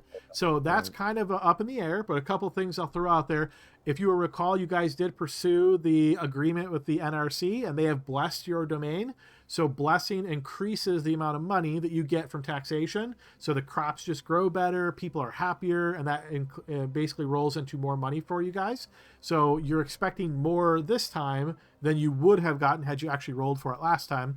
And then as far as Regency goes, you always get the lesser of your domain power or the Regent's bloodline strength. So right now, the lesser of that is 18. So you're expecting to get 18 Regency points next season. Thank you. And does the 2 roll over? It does. If you save it, it rolls over. Oof. We want this to happen, though. There are, though, he did mention that if your Regency points dip below 0, there are consequences for...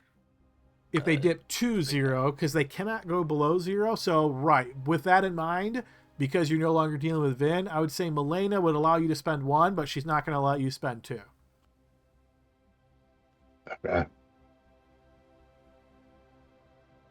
But again, you could spend gold bars as well to increase your chances. Up to you. It's just without seeing how much income we have, like, I don't have a good grasp of... I can ballpark it for you if you like.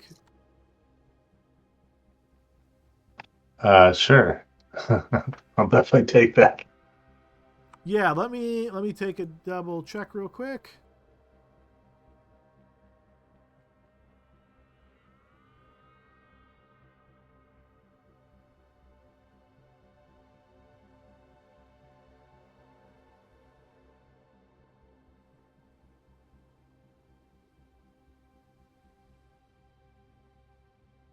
Okay, so based on where you guys are sitting right now, again, I don't want to give you an exact answer. I'm just gonna ballpark this.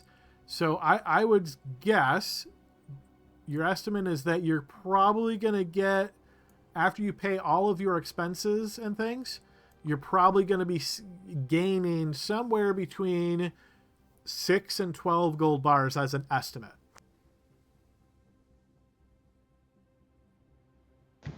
Okay.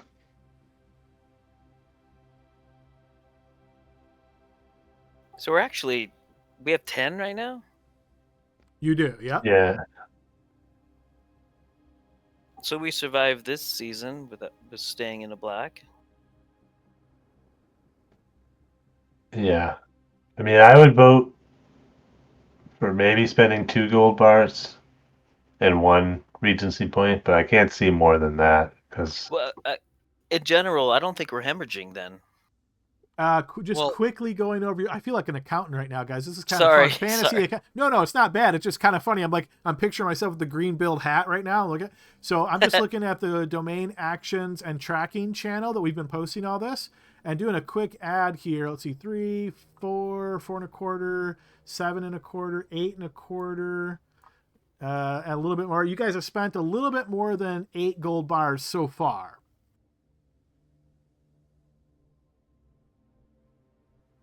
Of the 10.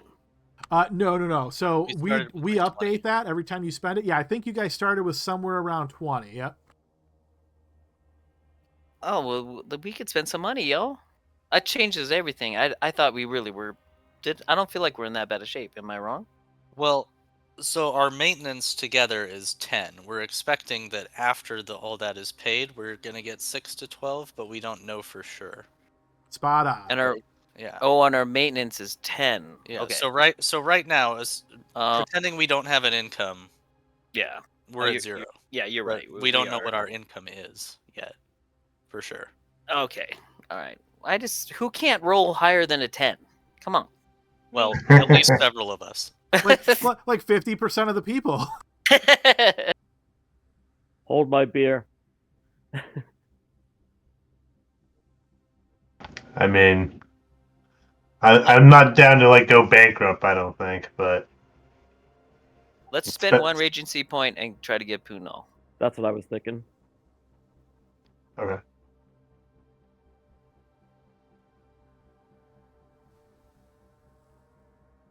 Okie dokie. All right, so 1 Regency point. All right, so it's the 1 gold bar is the base. You're going to spend 1 Regency point to lower that DC to a 9.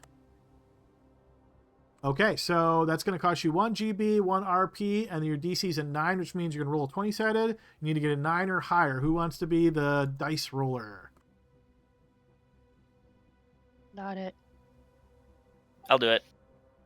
All right, let's see the Nice. D20. He's a lucky one. God damn it. All my right, God. unfortunately, no. Shit. Let's see, even if we had spent everything, we would have. I mean, That's we true. would have gotten it, but it would have cost us everything. It's not meant to be, boys. Yeah.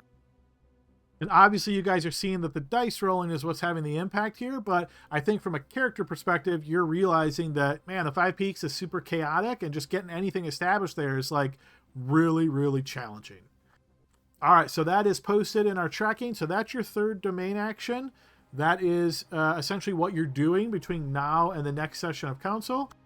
However, we're close to the end of our session time. What I'm going to do is double check our calendar real quick. Okay, are you guys good with advancing some additional days until the next event occurs, essentially? Yeah, I am. Sure. Okay, so Well, I'm going... Adam, I have that question first. Is the next event, is that the birth of Blixel's child? It is not. That's still a ways away. Okay, all right. Okay, so you guys go through several more days of the weather either being normal or a little bit warmer than normal, and that seems to persist for the next week or so. Once we get to the end of this month, this is a check-in, so or not the exact end, but close to the end. We're at the 30th of the month at this point, and now we see whether or not Catherine has been successful in tracking down the thief from Moriad. Who would like to roll on this? It's going to be a D10. And it's got to be Blixel, right? He's Yeah, sure. I'll do it since I sent her on the mission. All right, D10, please. Okay, so you hear back through communications that she's sending you that she's on this guy's trail, but he's elusive, and she is still working to track him down. At least she's not dead. Yeah. truth. Well, it's taking longer than I was hoping.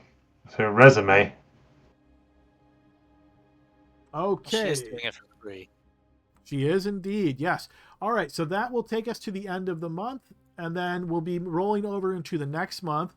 So what I'm going to do is you guys are going to, when we start next session, we'll be doing like a domain turn where you guys can see how much money you have brought in, see what your expenses are, see where you shake out as far as, you know, what is left over, all of that kind of thing, and figure out exactly what you want to do next.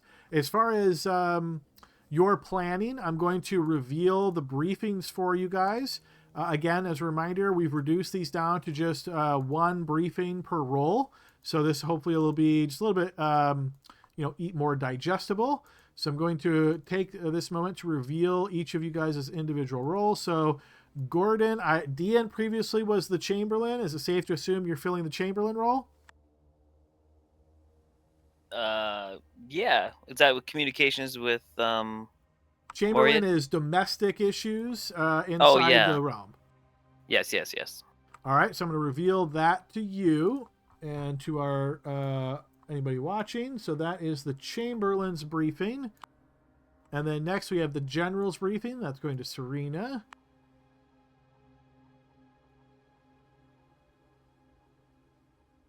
All right, and then we have the Seer's briefing. That is going to Celine.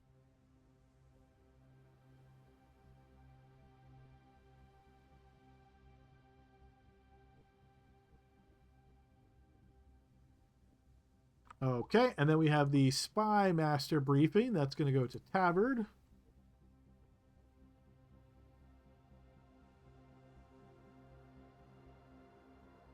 And lastly, we have the Seneschal briefing, which is going to Blixel.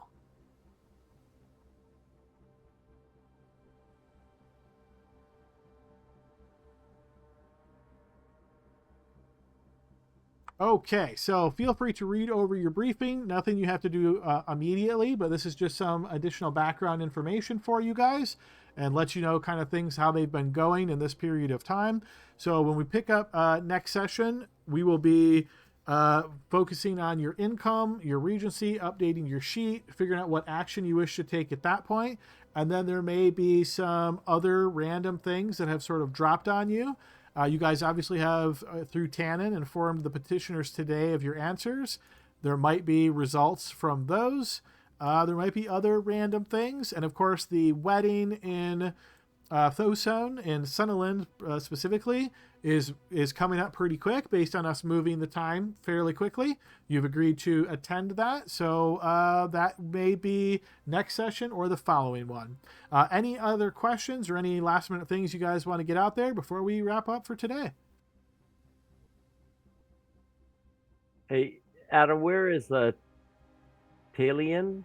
Taline? Yes, Talinie, which doesn't sound anything like it looks, but that is west of you. So Talinie you can find over here. Okay, yeah, I didn't look far enough, thanks. Yep, yeah, no worries. And where are you holding, if I unclick the Spy Master stuff, is that... You can find those handouts? Yeah, all those handouts. Well, the one that you have visible to you is under the player handouts folder, and then you'll see there's a briefings folder. And this one is because it's for the winter season. You're going to see the year 1521-winter, and those are the briefings by role. All right, thank you. Sure thing. Yeah, good question. Anybody else have a question on the briefing or anything else? Sorry, looks like Libby lit it up. Go ahead. Nope. Okay, sounds like we're good then. All right, so good session, guys. We will continue again next week, see where things go. In the meantime, if there's any questions that you have, feel free to shoot those my way. And again, any feedback on today's petitioner session, how long it was, the content, any of that, please send my way, and I will take that all into consideration. So everybody have a great night, and we'll see you all next week. Great game. Cool. That was great. Thanks, Adam. Had a good time. Good night. Thanks, guys. See you guys.